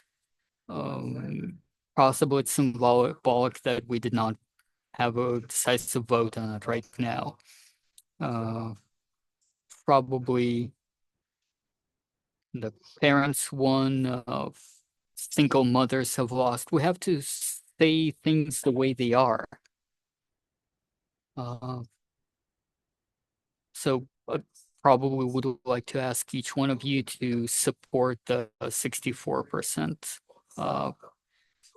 projects, the Mariupol projects, because tomorrow you will be once asked where the shelters are, where the financials of the internally displaced people is, where's the city where's the city's register, where's the food? And there's your answer. This is what the this is what the vote was. The 256 parliament ruling, which was not voted on. So it's all complex, sectional, it's political, it's on political level. The municipal center is helping do all of this stuff, do all of the room introductions, but this is all of your work, but not the psychological help. Because when you tell the consultants what the problems are, is the register, is the strategy, because all of this is what we're doing. We do not have to teach only the reconstruction of what has been destroyed. It is also just the changes, because they have the presentation of different new educational centers from the Soviet type, which we don't use anymore, on the new type. Like for example, in Bucha, the urgent fast recovery project, to Mariupol, what the community feedback has been done. And so sometimes we're being asked, why do we need the advisors? Why we need the projects? Colleagues, it is only a short time until your district, your area is deoccupied, and you will have to be doing all of this stuff. And all of your people in Ukraine, outside of Ukraine, are watching municipal governments very closely. So when you don't have a plan, and you can see right now what is going on inside the inside the civic area, that everybody wants a plan.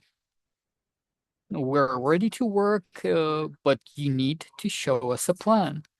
In Kakhovka, in Sever, in Hyper, in different communities, is the Reconstruction School. Otherwise, you will not be able to receive this urgently. It's a systematic idea. It's a systematic thing. Okay, yeah, I'm being run over time. Sorry, this is this also still department work. So, Reverse 200 something votes, 175 votes for the income for the income tax. We'll see what it's going to be next week. Yeah, I'd like to say one small remark. Education is also being able to have communication, communities, communication laws. You will pass education, but you will still have the groups. It is going to be an excellent opportunity for support, to have local people, to have workers. It works real well. Thank you. I'd like to also say a couple words that we are still studying, we're still working, not because we're dumb, but because life is unexpected. We're dealing with different obstacles, we're working on overcoming them, we're learning how to work with government institutions that do not want to work with us for their own reasons. We in the Association of Ukrainian Cities are learning what to do, the documents that we need to have, what to build, what to have. But we are also studying, we're still learning, we're still working on it with you. It only depends on you what kind of documents we prepare, what kind of what the government accepts. So we're studying together, we're sharing, and we're becoming stronger. We do not have any other way to go. The Reconstruction School is a way to teach your people to keep them your people. Thank you. Passing on the mic.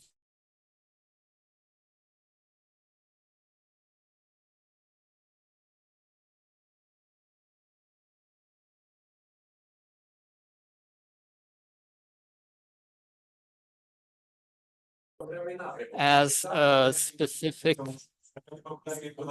So tomorrow at 9 a.m., same place. I think Ms. Oksana for the first part of our forum moderator. So we don't know what to expect, what to hope. We just need time, and we need to trust in the armed forces. When Mr. Vadim says that he's the mayor without a city but with a community, I'm sure that it's going to work out for the best, that the forums will be working on in the future, with many questions, but with one answer. I'm sure that the occupied communities will be having more answers to the questions that will be posed by the government. Moving on to part 2. It's going to go like a discussion panel. So I'd like to note that during our speakers' presentations, you can remember, write down, record the questions, and at the end, we will have the ability to ask them, hopefully, to have this discussion.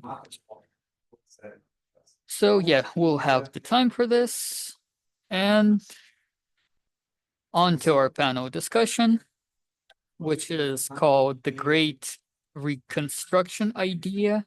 Ukraine starts with the communities. It is my great pleasure to invite the moderator of this panel discussion, the Mariupol City Council advisor, Mr. Oleg Levchenko. Good day. I'm very glad with the official part being over.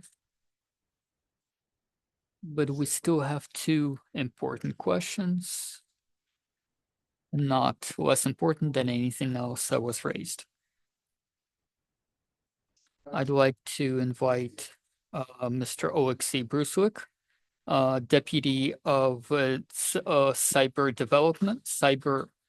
Development Ministry, Vitaly Krysenko, CEO of the Strategic Planning and the Regional Politics of the Development Ministry, Oleg Kulakevich, Deputy of the Investment, Head of the Office of Investment and Expert of the Kherson City Council, Sergei Nazarenko, Head Expert in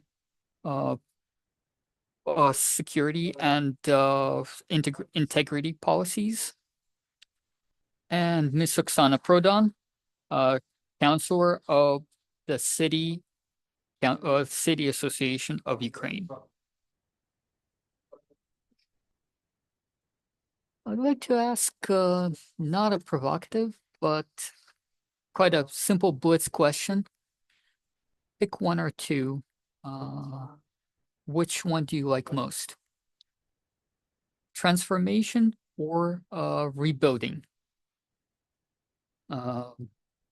Just one of them. Rebuilding, okay. Rebuilding, okay. Transformation.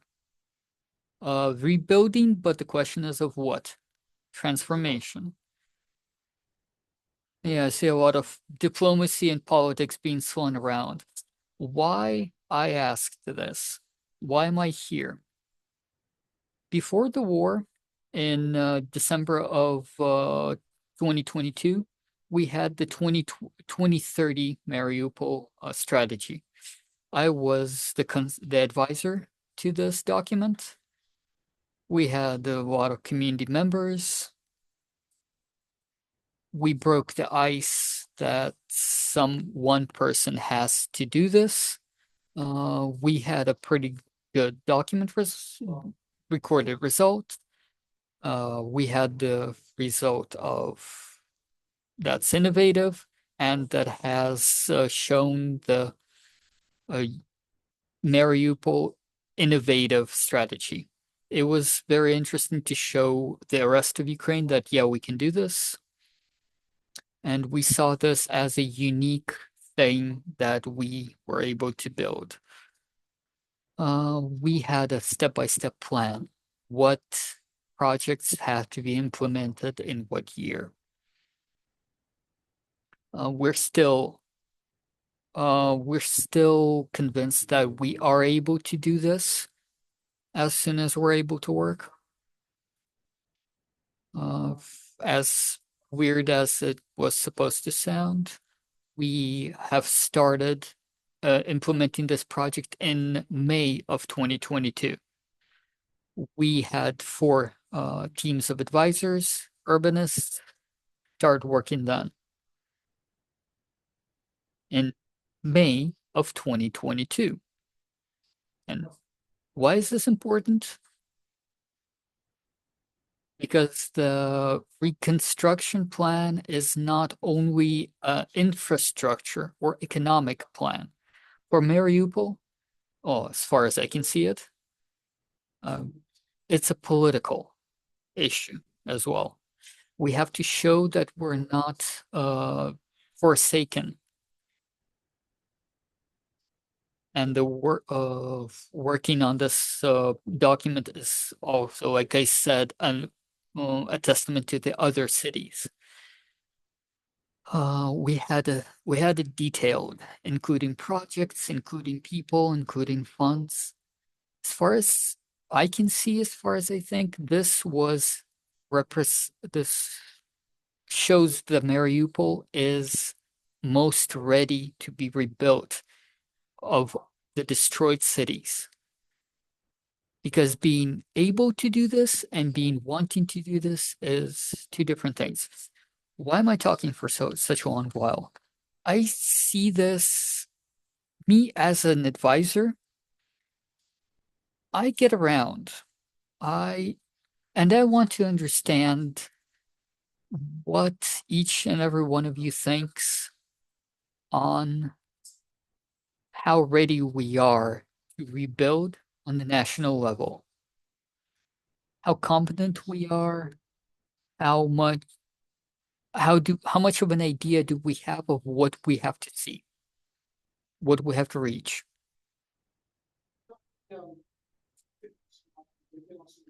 And as far as I can see, our great partner in this will be India. Not a partner per se, but I'm talking about the British management process. After the financial crisis of the 80s, India has had to rebuild their country from the ground up. Currently, they have their own strategy called a diamond necklace.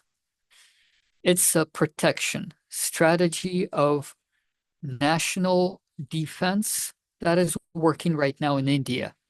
And we see a lot of investments, a lot of allocation from China, from Asia into India. So two questions. Based on this, how do you think we should build our strategy?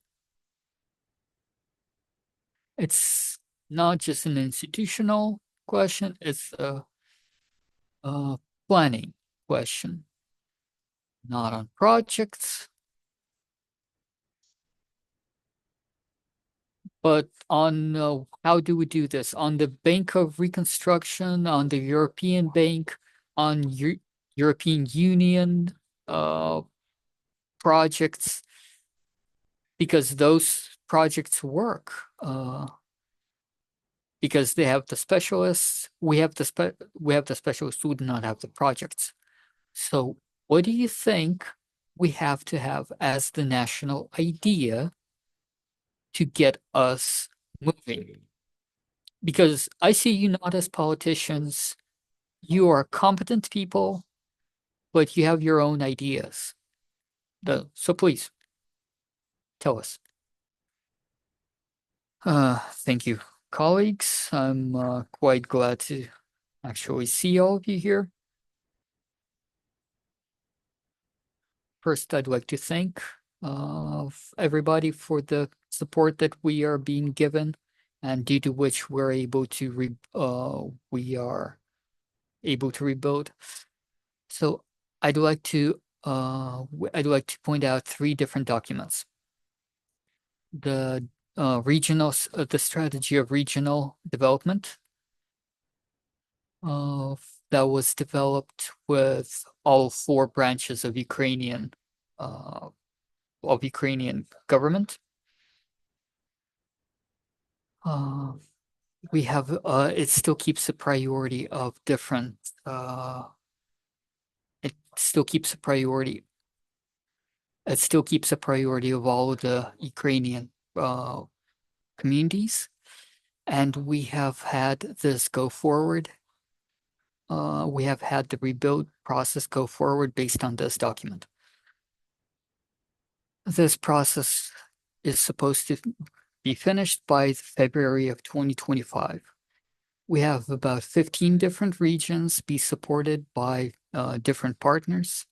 About 85 communities are being supported by different international partners in realizing their rebuilding projects.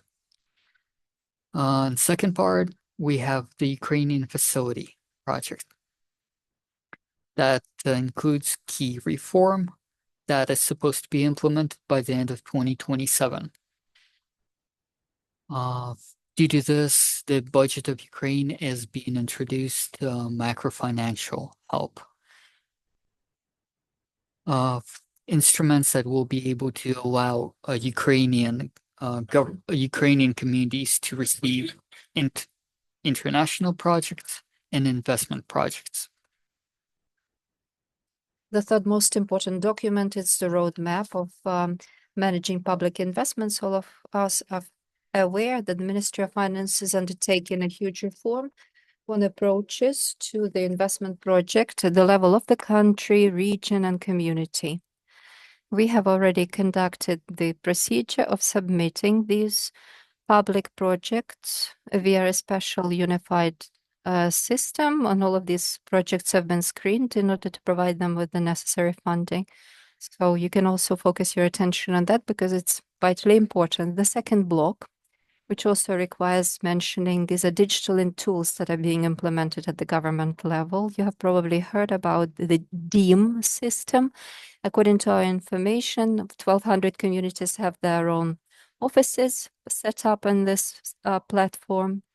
We have had some success cases when, without even any feasibility studies or any other documentation, just by virtue of posting this project online on this database, in international partners, even international financial institutions immediately took up these projects. So this is a very successful practice. The next point is the register of destroyed and ruined assets. We understand that we have about 300,000 different facilities of infrastructure and different other objects which have been destroyed or ruined all over Ukraine. And with the help of this tool, we have the e-recovery, e-відновлення program operational, and all of the people can file with that and get different certificates for any kind of property ruined or damaged.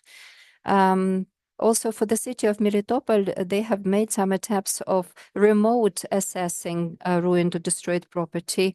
Beg your pardon for interrupting you. We know all about these tools and instruments. I would like you to outline your vision concerning where to, because clearly this is wartime. It's too early to say where exactly, in what direction we have to progress. But every project begin with a particular specific goal and where this goal will take us. What will our country look like? So concerning transformation or recovery, the question is, yeah, recovery goes without saying, but transformation is more than that, right? We have to defeat Russia economically, and the pathway of victory will be undertaken only when we get competitive and people come back. People will never come back to not a competitive country. Is there a certain understanding developed concerning where we are headed and how we are supposed to achieve it? Fundamentally speaking, I understand that you are an official, but just your position. Is it enough for us to reclaim our territories globally? Fundamentally, where do we need to be headed? Your private position, if you may. Recovery of the infrastructure itself is not enough.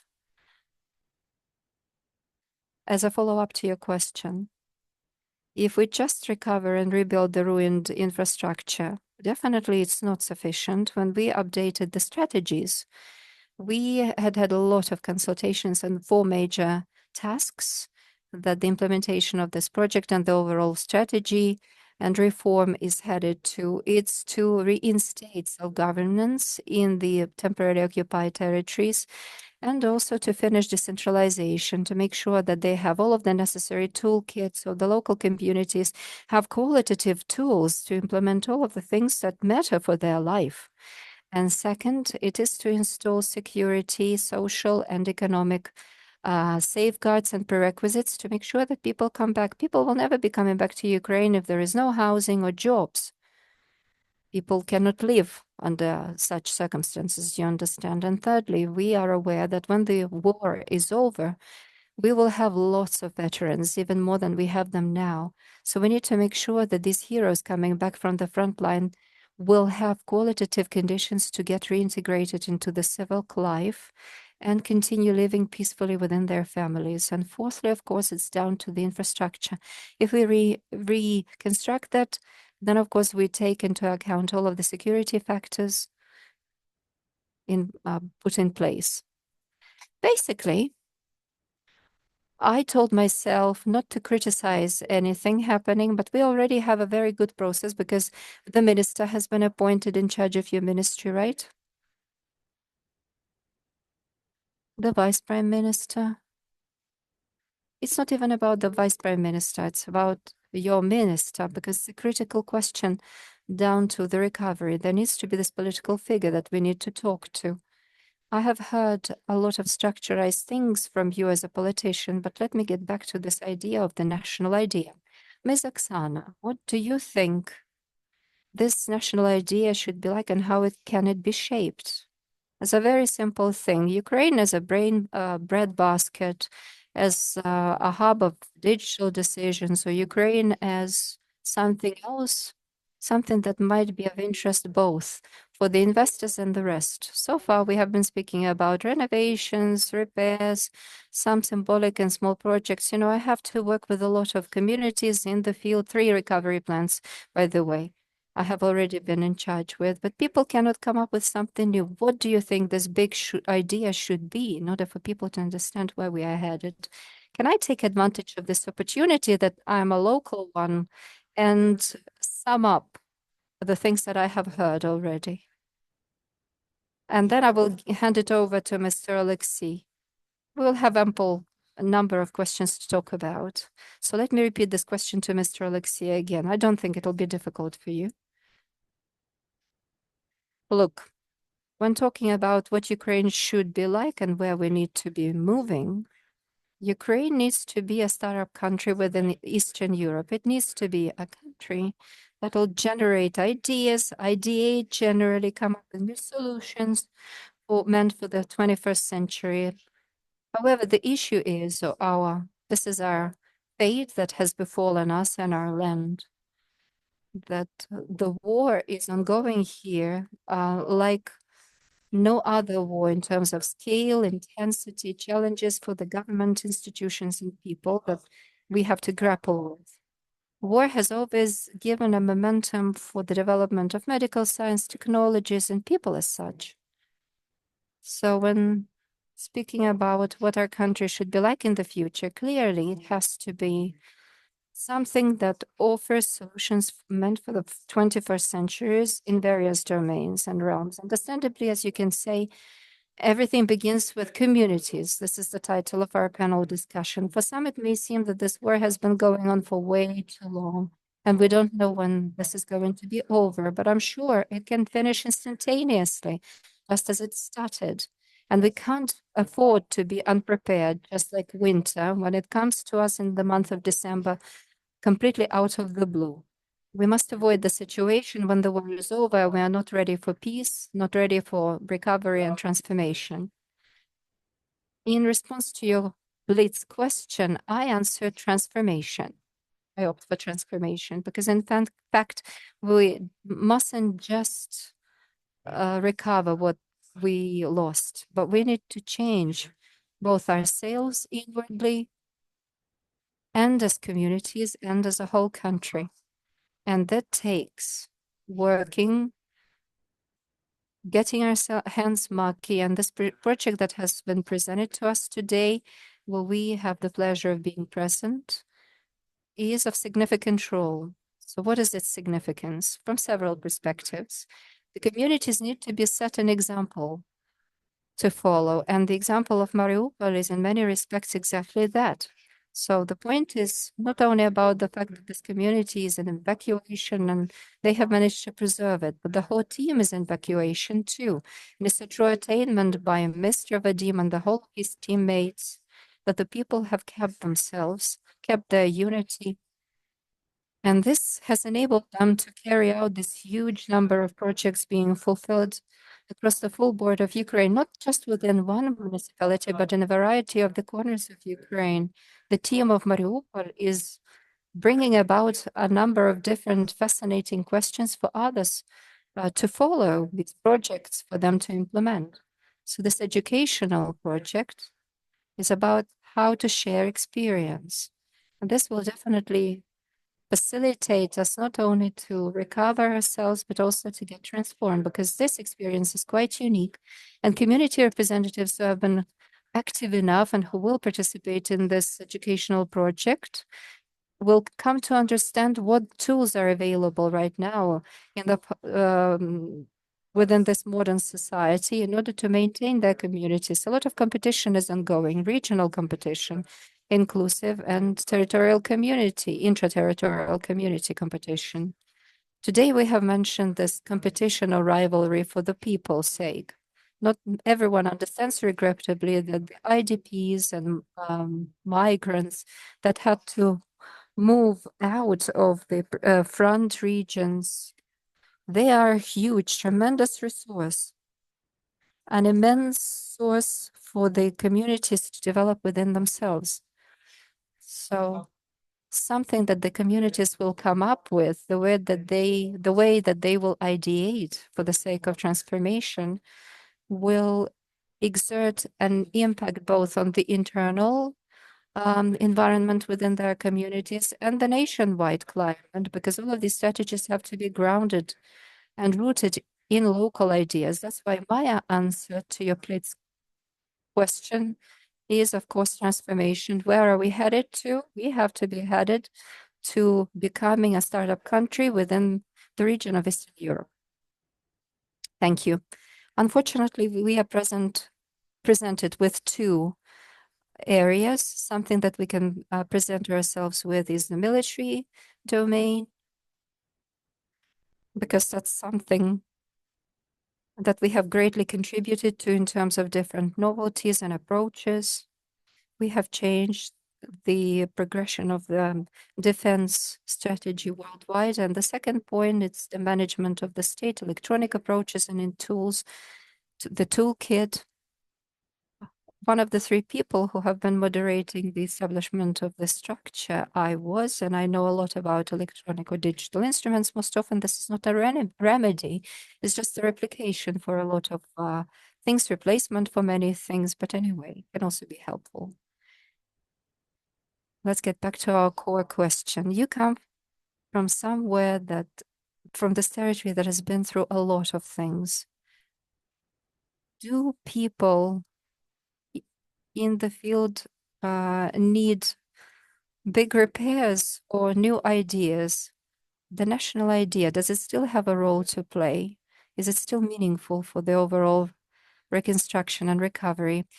Good afternoon, dear colleagues. Thank you very much for this opportunity to represent here Kherson region. Let me put it this way, Kherson region and Kherson itself is one of the deoccupied places. 18 communities, more than 200 villages deoccupied.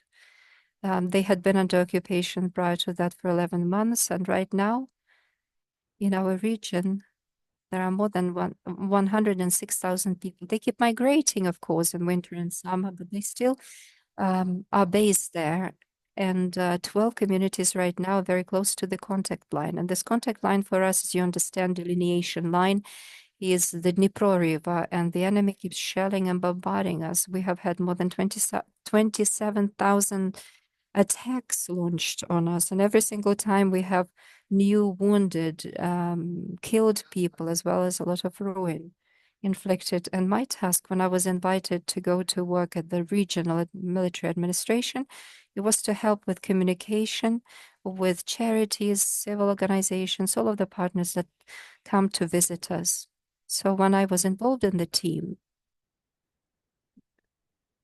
we kept stock of everything, and it turned out that we had 273 organizations working in our area. That's a lot.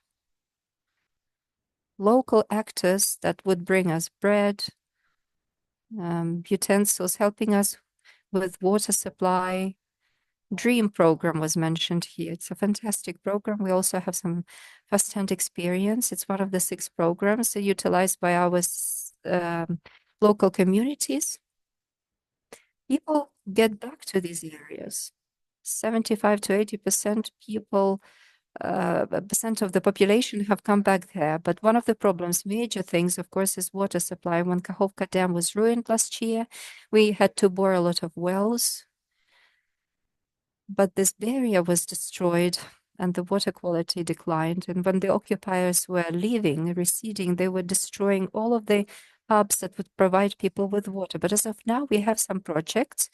With the help of the public money, we would like to get this implemented, but we cannot do it physically because it's very close to the contact line. There may be some contractors that come, they look at the river, which is 1 or 2 kilometers away from us, and they are immediately attacked by drones, with drones by the Russians. But with the help of the UN agencies operational in our region that we are so grateful to, more than 10 to 15 projects have already been carried out. And today I was informed that within 15-kilometer region, they will be putting up this water towers, and then we will be also working with water wells that will be bored with the help of our donors, and that's great. But the question is already down to communities. A lot has been said in this regard. I'm someone new to this, and I have to communicate with all of our 18 communities. And sometimes I see very good managers at work. In other places, we can see very good teams, and in other places, there are very big gaps. Also, this language barrier, because people have to be English language operational. Oh, wow, you're already speaking about my second question. So what matters for the recovery? This national idea, does it have a role to play within the overall movement? Yes, it does have a role to play. We have 27,000 households, the majority of which have been destroyed, but people can still live there. And more than 1,000 were completely razed to the ground, including multi-storied buildings. Of course, it takes a lot of recovery, upgrade, modernization is needed. For example, water supply facilities that have been renovated. We helped to get them to work with the help of generators. Right now, with the help of our partners, we will keep stock of all of our facilities, and we have made a great arrangement about installing solar panels to provide for the power generation. You know, we are somewhere in between the fast recovery, which is definitely a position for us to pursue, but this is not about the overall recovery. Fast recovery is a mundane reality to respond promptly to whatever needs may be, especially for the people who live under such grave circumstances. But as a follow-up to my question, I meant to explain it at the end, but still, young people without an idea will never be coming back. I will name a number right now, which will probably resonate with you. In Poland this year, to study, we have 58,800 students. What do we have to offer to them as an idea to go back to these ruined cities and towns? I will go to Mariupol just because I used to live there. Okay, this resonates with me. And I want to be there just because it's part of my life, at least in some way. Without an idea, people will never go back to their hometowns. I would like to amplify your ideas. I was a security officer for one of the humanitarian missions. We had an Italian working for us. He was a powerful Italian security officer, and he said, I have come here because during 2 months of my stay here, in my resume, it will be said, I was here during wartime, and this definitely increases my paycheck. It doubles my paycheck. Of course, I wouldn't like to raise the issue of corruption because it's more sophisticated things, but something to do with defense and security. This is also an intrinsic part of our new way of life. Without feeling secured and defended, nobody will be coming back here. And I think that this is once again one of the components of this idea as such. So what thoughts do you have? Thank you, Mr. Oleg. What I'd like to talk about first is not corruption, about values.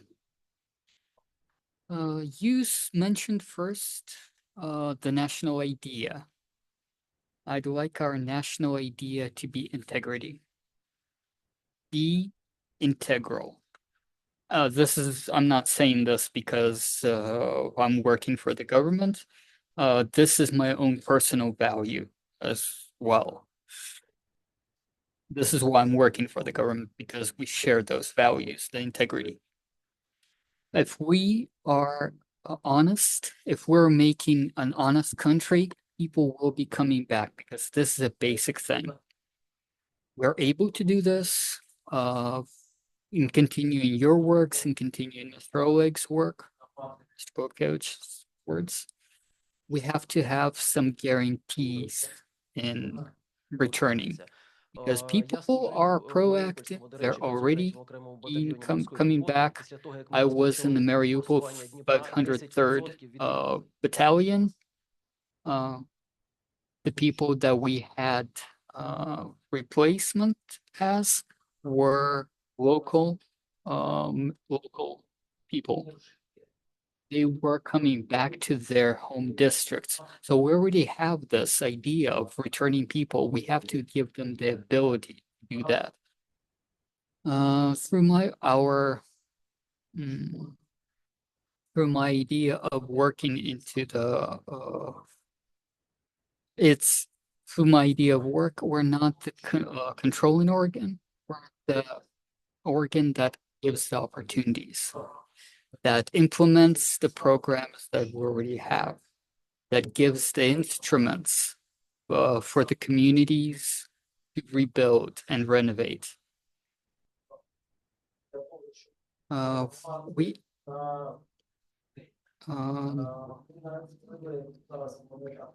The anti-corruption organ is the organ that works up until working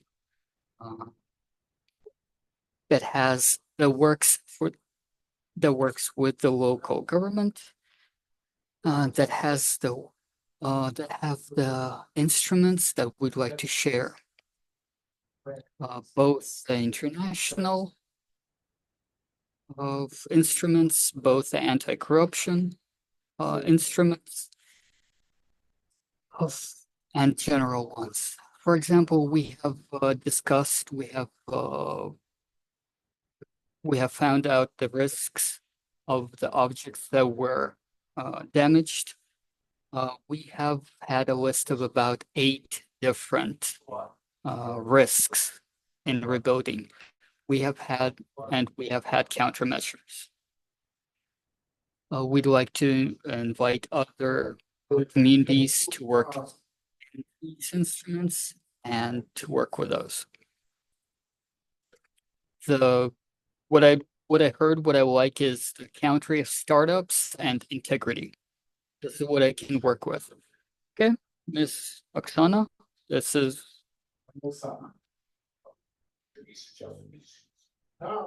I'll give you time at the end, but this cannot work without you. So, of the association, the City Association of Ukraine has a vision.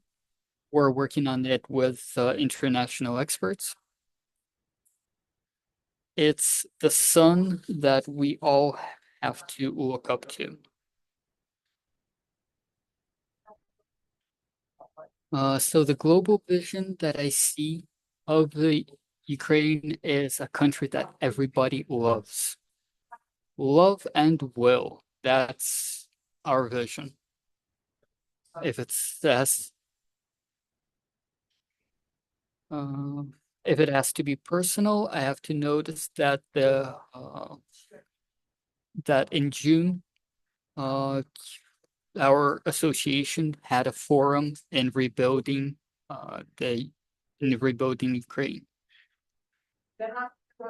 For us, it is very important because when they say that the local average is the local average is this, our association thinks that the strategy of rebuilding has to give the vision, that sun that we have to walk to. And when we say that we work now and think later, we do not support that. Everybody has to be well, not averagely well. So in Ukrainian facilities is also a very big program in working with Ukrainian and Europeans say that the investment 1 billion has to be given to local communities. And what our government says is we have no mechanism, so give it to us and we'll think later. Now, we are fighting for this money and we're fighting for this concept. This is very important. I have to give comment to this.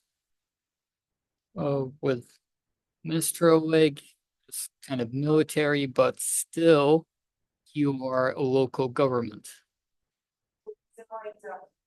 Because you are doing what the local government is supposed to be doing. So I have to comment that DREAM is a very nice concept. It will be working, but we have to make it legal. Currently, this is not transparent. It is not a legal procedure, and it has to be legalized.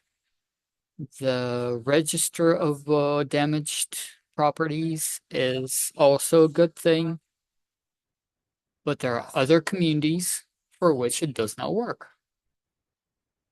So we have to make it legal.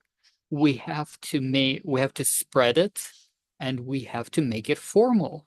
Support it. We have to make a vote. About corruption, we have two civic partners through protocols they have been suspended. So when you say we're being supported, theoretically, yes, practically, not so much. Why I stopped Mr. Alexei? We have the School for Community Reconstruction. You are also part of the electronic development school. What do they need to know?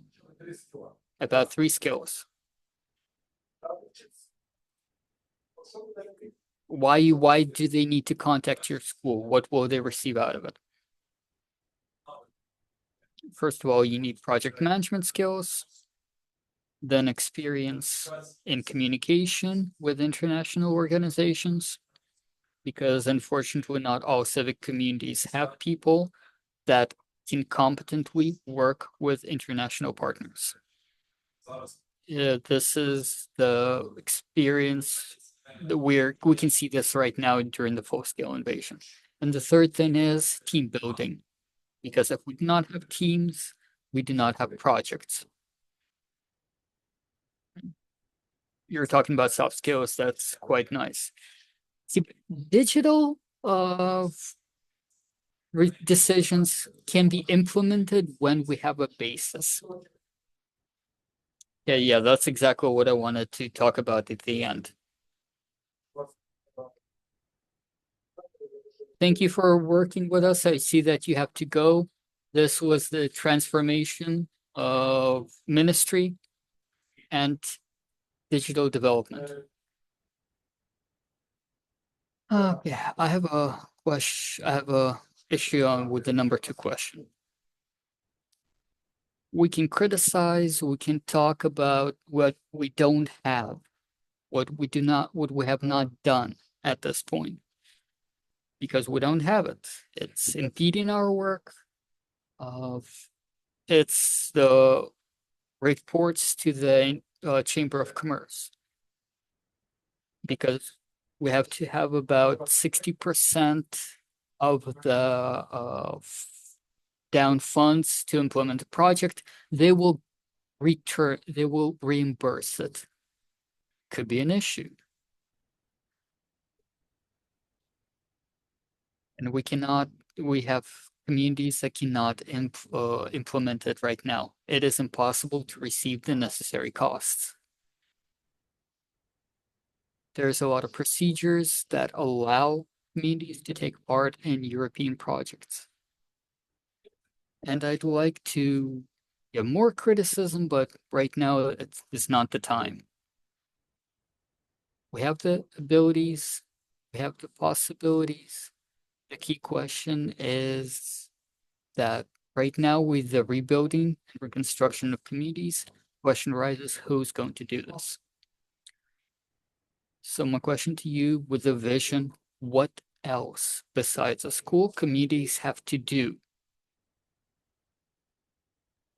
We need this. We need the school because we do not have people other besides it.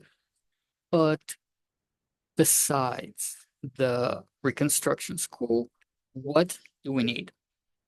Because everything on the local level starts with communities, starts with people who can write, who can communicate, who can strategize, who can compile, can work with other communities.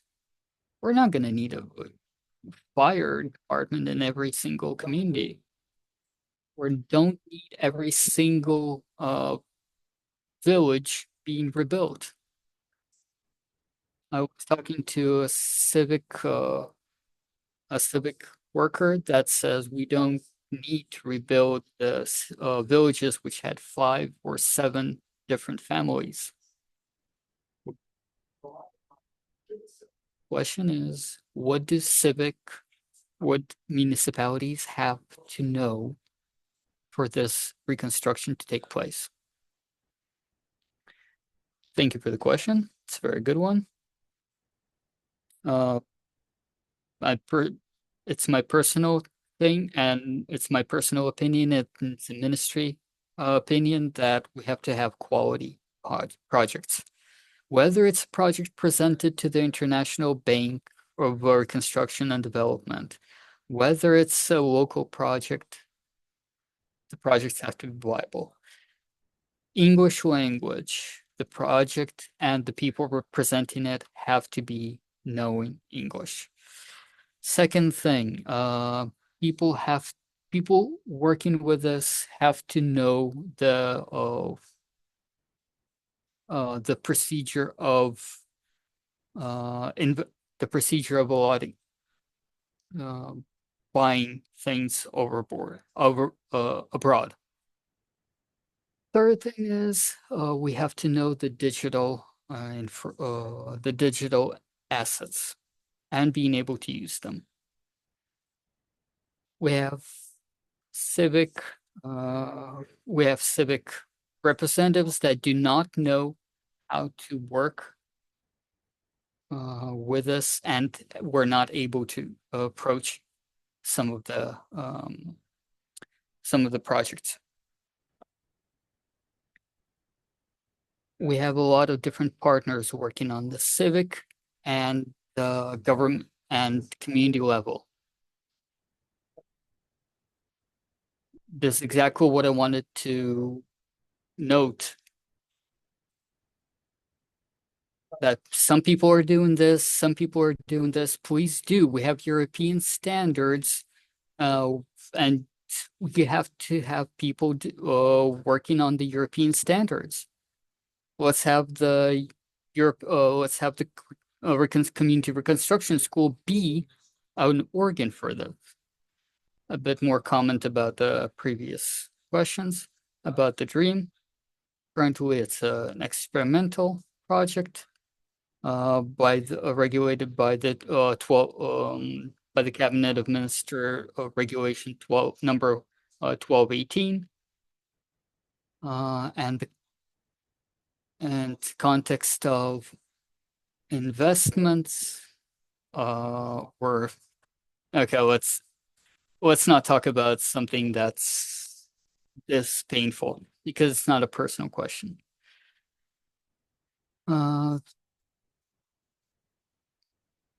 Would you like to talk about the law that's been passed in June? Currently, the ministry is working on. Would you like to go more to Ms. Oksana? You've said half of it. You said that there is no lack of competence in communications. What else do you need?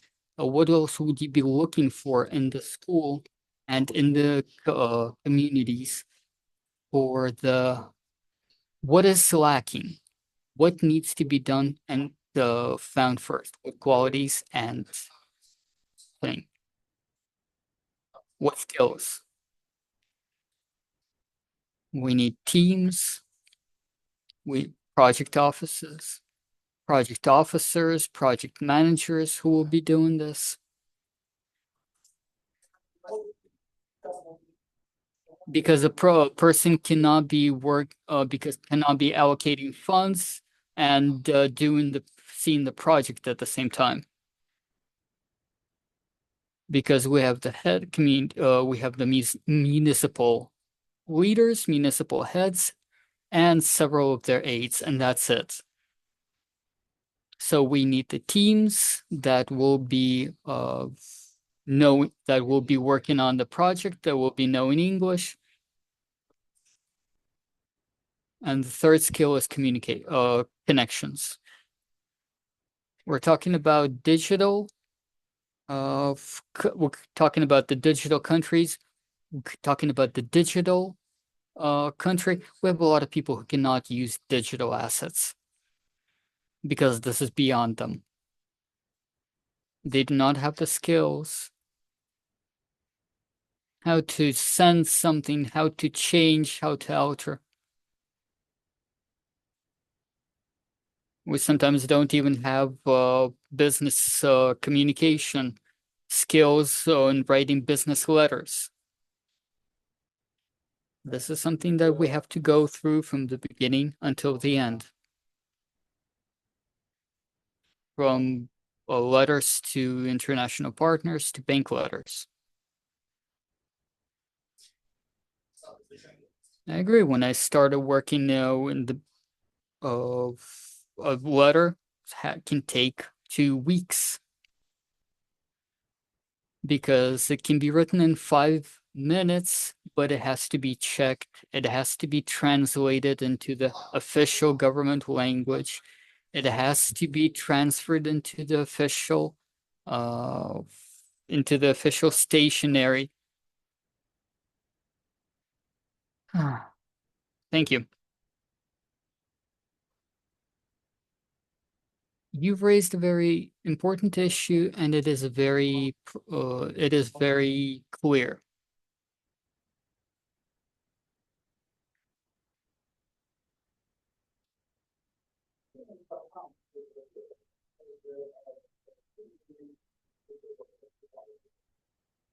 A lot of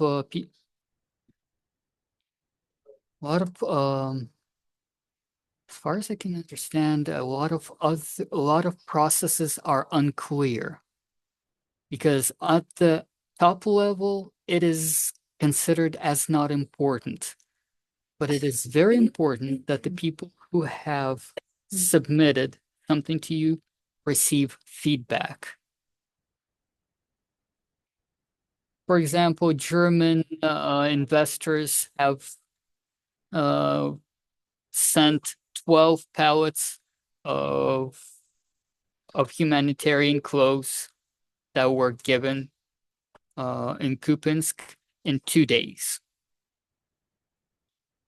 And this will put off other people investing because this is not integral.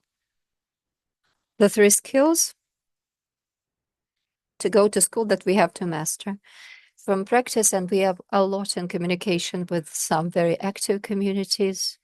We have identified a certain trend for ourselves. The closer communities to the content line, the more proactivities. especially in terms of communicating with the government bodies, etc. So for the three skills, first, communication skills.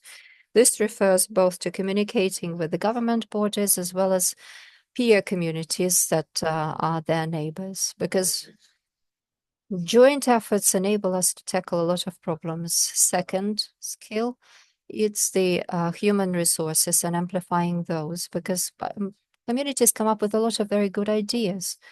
They have some fundings. Quite often they can come up with this money themselves, but they simply lack the proper people to do it all at a qualitative level. Third skill, which is more down to earth, implementing transparency and honesty tools. People are supposed to be really honest, and we have understood that the most necessary tools for us to utilize all of the purchases and acquisitions in an honest, transparent way, it takes the necessary skills. So we would like the people from an ACP to share their expertise in this respect. So integrity doesn't just come up on its own. This is all about well-structured procedures. If you want to compete well with other communities, start with such things as the preliminary preparation for auditing. And even though you're very close to the front line, you have to understand that integrity is not about the shine in your eyes, your clean hands, transparency and understandable procedures. This is at the heart of integrity. But I wanted to mention this at the end. You will be competing with peer communities from France, Romania. What have we set out in our constitution?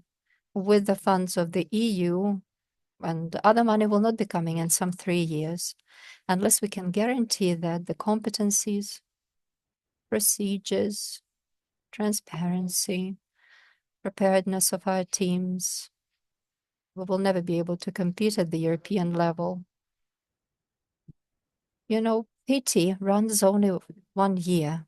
You can see how it's running out already here in Ukraine. The School of Community Reconstruction. I suppose that you have been very much involved in this work. No, says Oksana. How come no? What else do you think they still do not know about that they have to go for and harness that? Just remind them about the things that are staple and absolutely a must for them to have. All of this has already been mentioned. All of the boys have mentioned that. Basically, these are the same skills that were completely indispensable before 2022. It's like mom would always say, you must do that, but before I banged my head, I would always decline it. So it's pretty much the similar situation.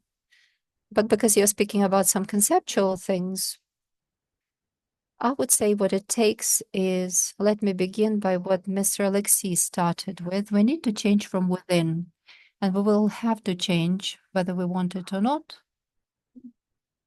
Why do we write documents so poorly and speak so much? Because we're used to speaking and not doing things.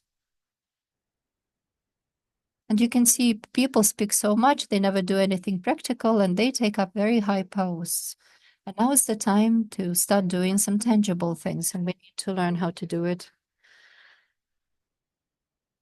Speaking about myself, I think that we will be able to achieve the necessary goals once we learn how to share and swap, but not this Ukrainian skill to take things away. So we have to watch around and share. 199 communities are already equipped with the reverse of their taxation for the next year, and the other communities say withdraw this opportunity from them, and others say just because we don't have it, reclaim it from them too. But there are some communities who say, okay, keep the reverse, and our forced personal income tax, let it remain with us as well. Because if our neighbor lives better, we will also live better. So we need to learn to love our neighbor. We need to be willing, no matter what you are given. If you don't want to do it, you will never be forced into doing it. And of course, we need to learn how to learn. I'm 50 years old and I still have to keep learning every single day, even from my children. Because unless you learn, nobody will teach you.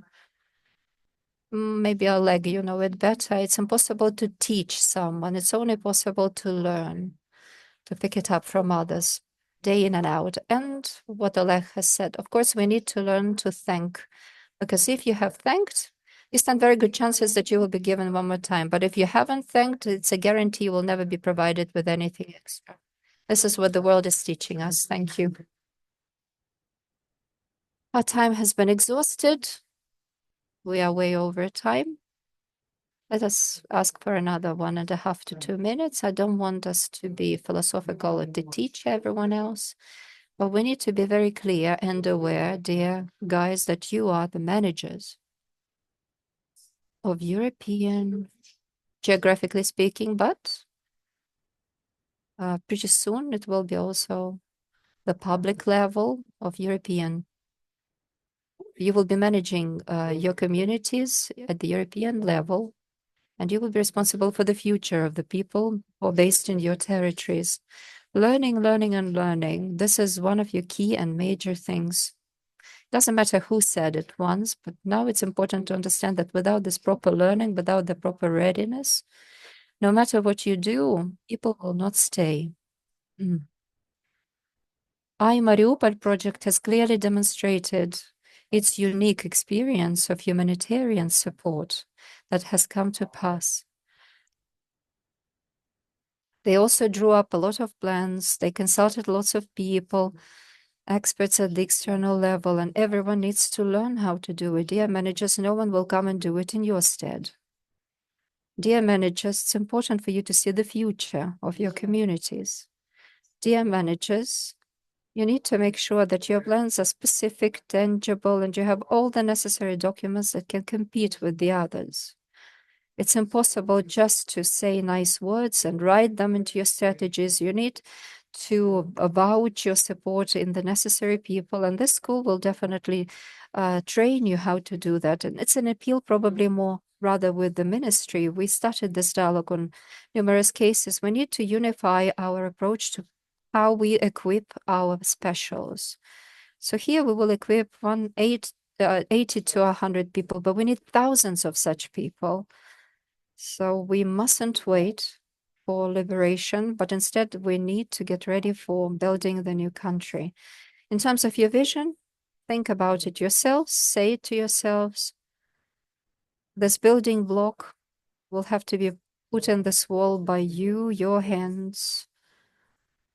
This tiara of Ukraine will definitely have to be equipped with high quality gems, and you will be responsible for providing these gems. And without our children, this recovery will never be much in terms of making sense.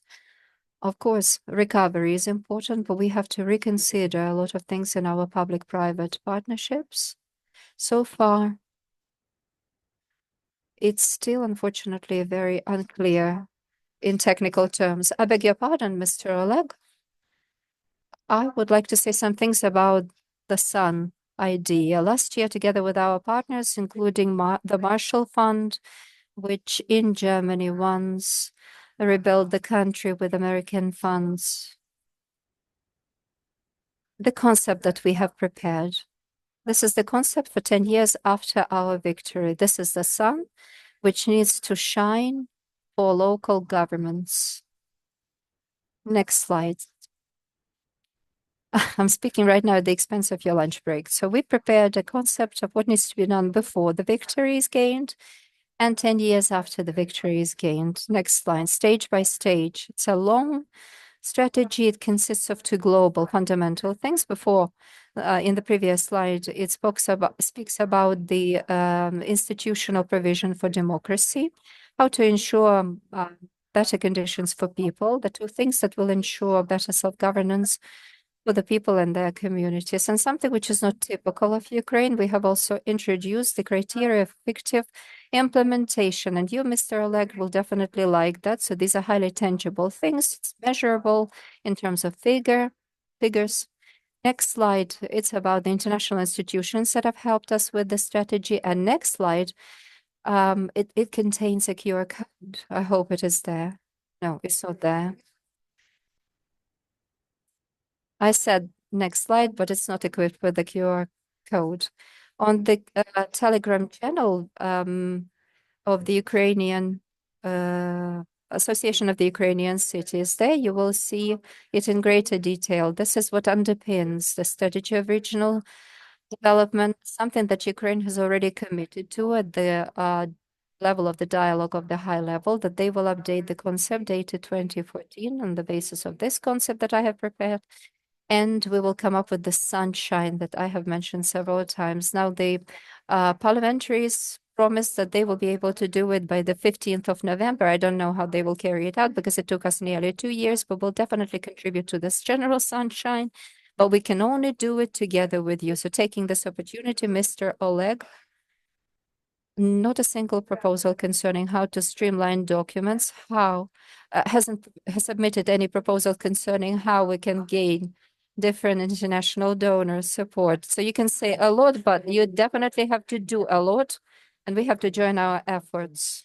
National, when I say national, it means everyone, not only military administrations, those who are at war. The national idea belongs to everyone. If you are not present within it, if you are not present within this idea, then it's not national. But the recovery is, of course, the cause of your work, everyone's work. So we need to be clearly aware. Once we learn to build, then we will have to look for this unique niche in this world. And this place has to become really pleasurable in order to attract your children. So I thank very much our versatile panelists. I hope it was all right. So you definitely deserve a loud round of applause, both our panelists and the speakers. Now what's going to happen? We have 16 more panel discussions ahead of us, and then Friday will come. You're listening to me to all this nonsense. No, right now it's a lunch break. And here, dear friends, what's important to mention is that at 13:30, you reconvene in this hall because we are going to have a lot of speakers from abroad, in particular online. So we definitely need to be polite and stick to time. So be back here at 13:30. Enjoy your lunch, get refreshed, and the organizers will show you to the catering place. So see you back here at 13:30. Thank you. Enjoy your lunch.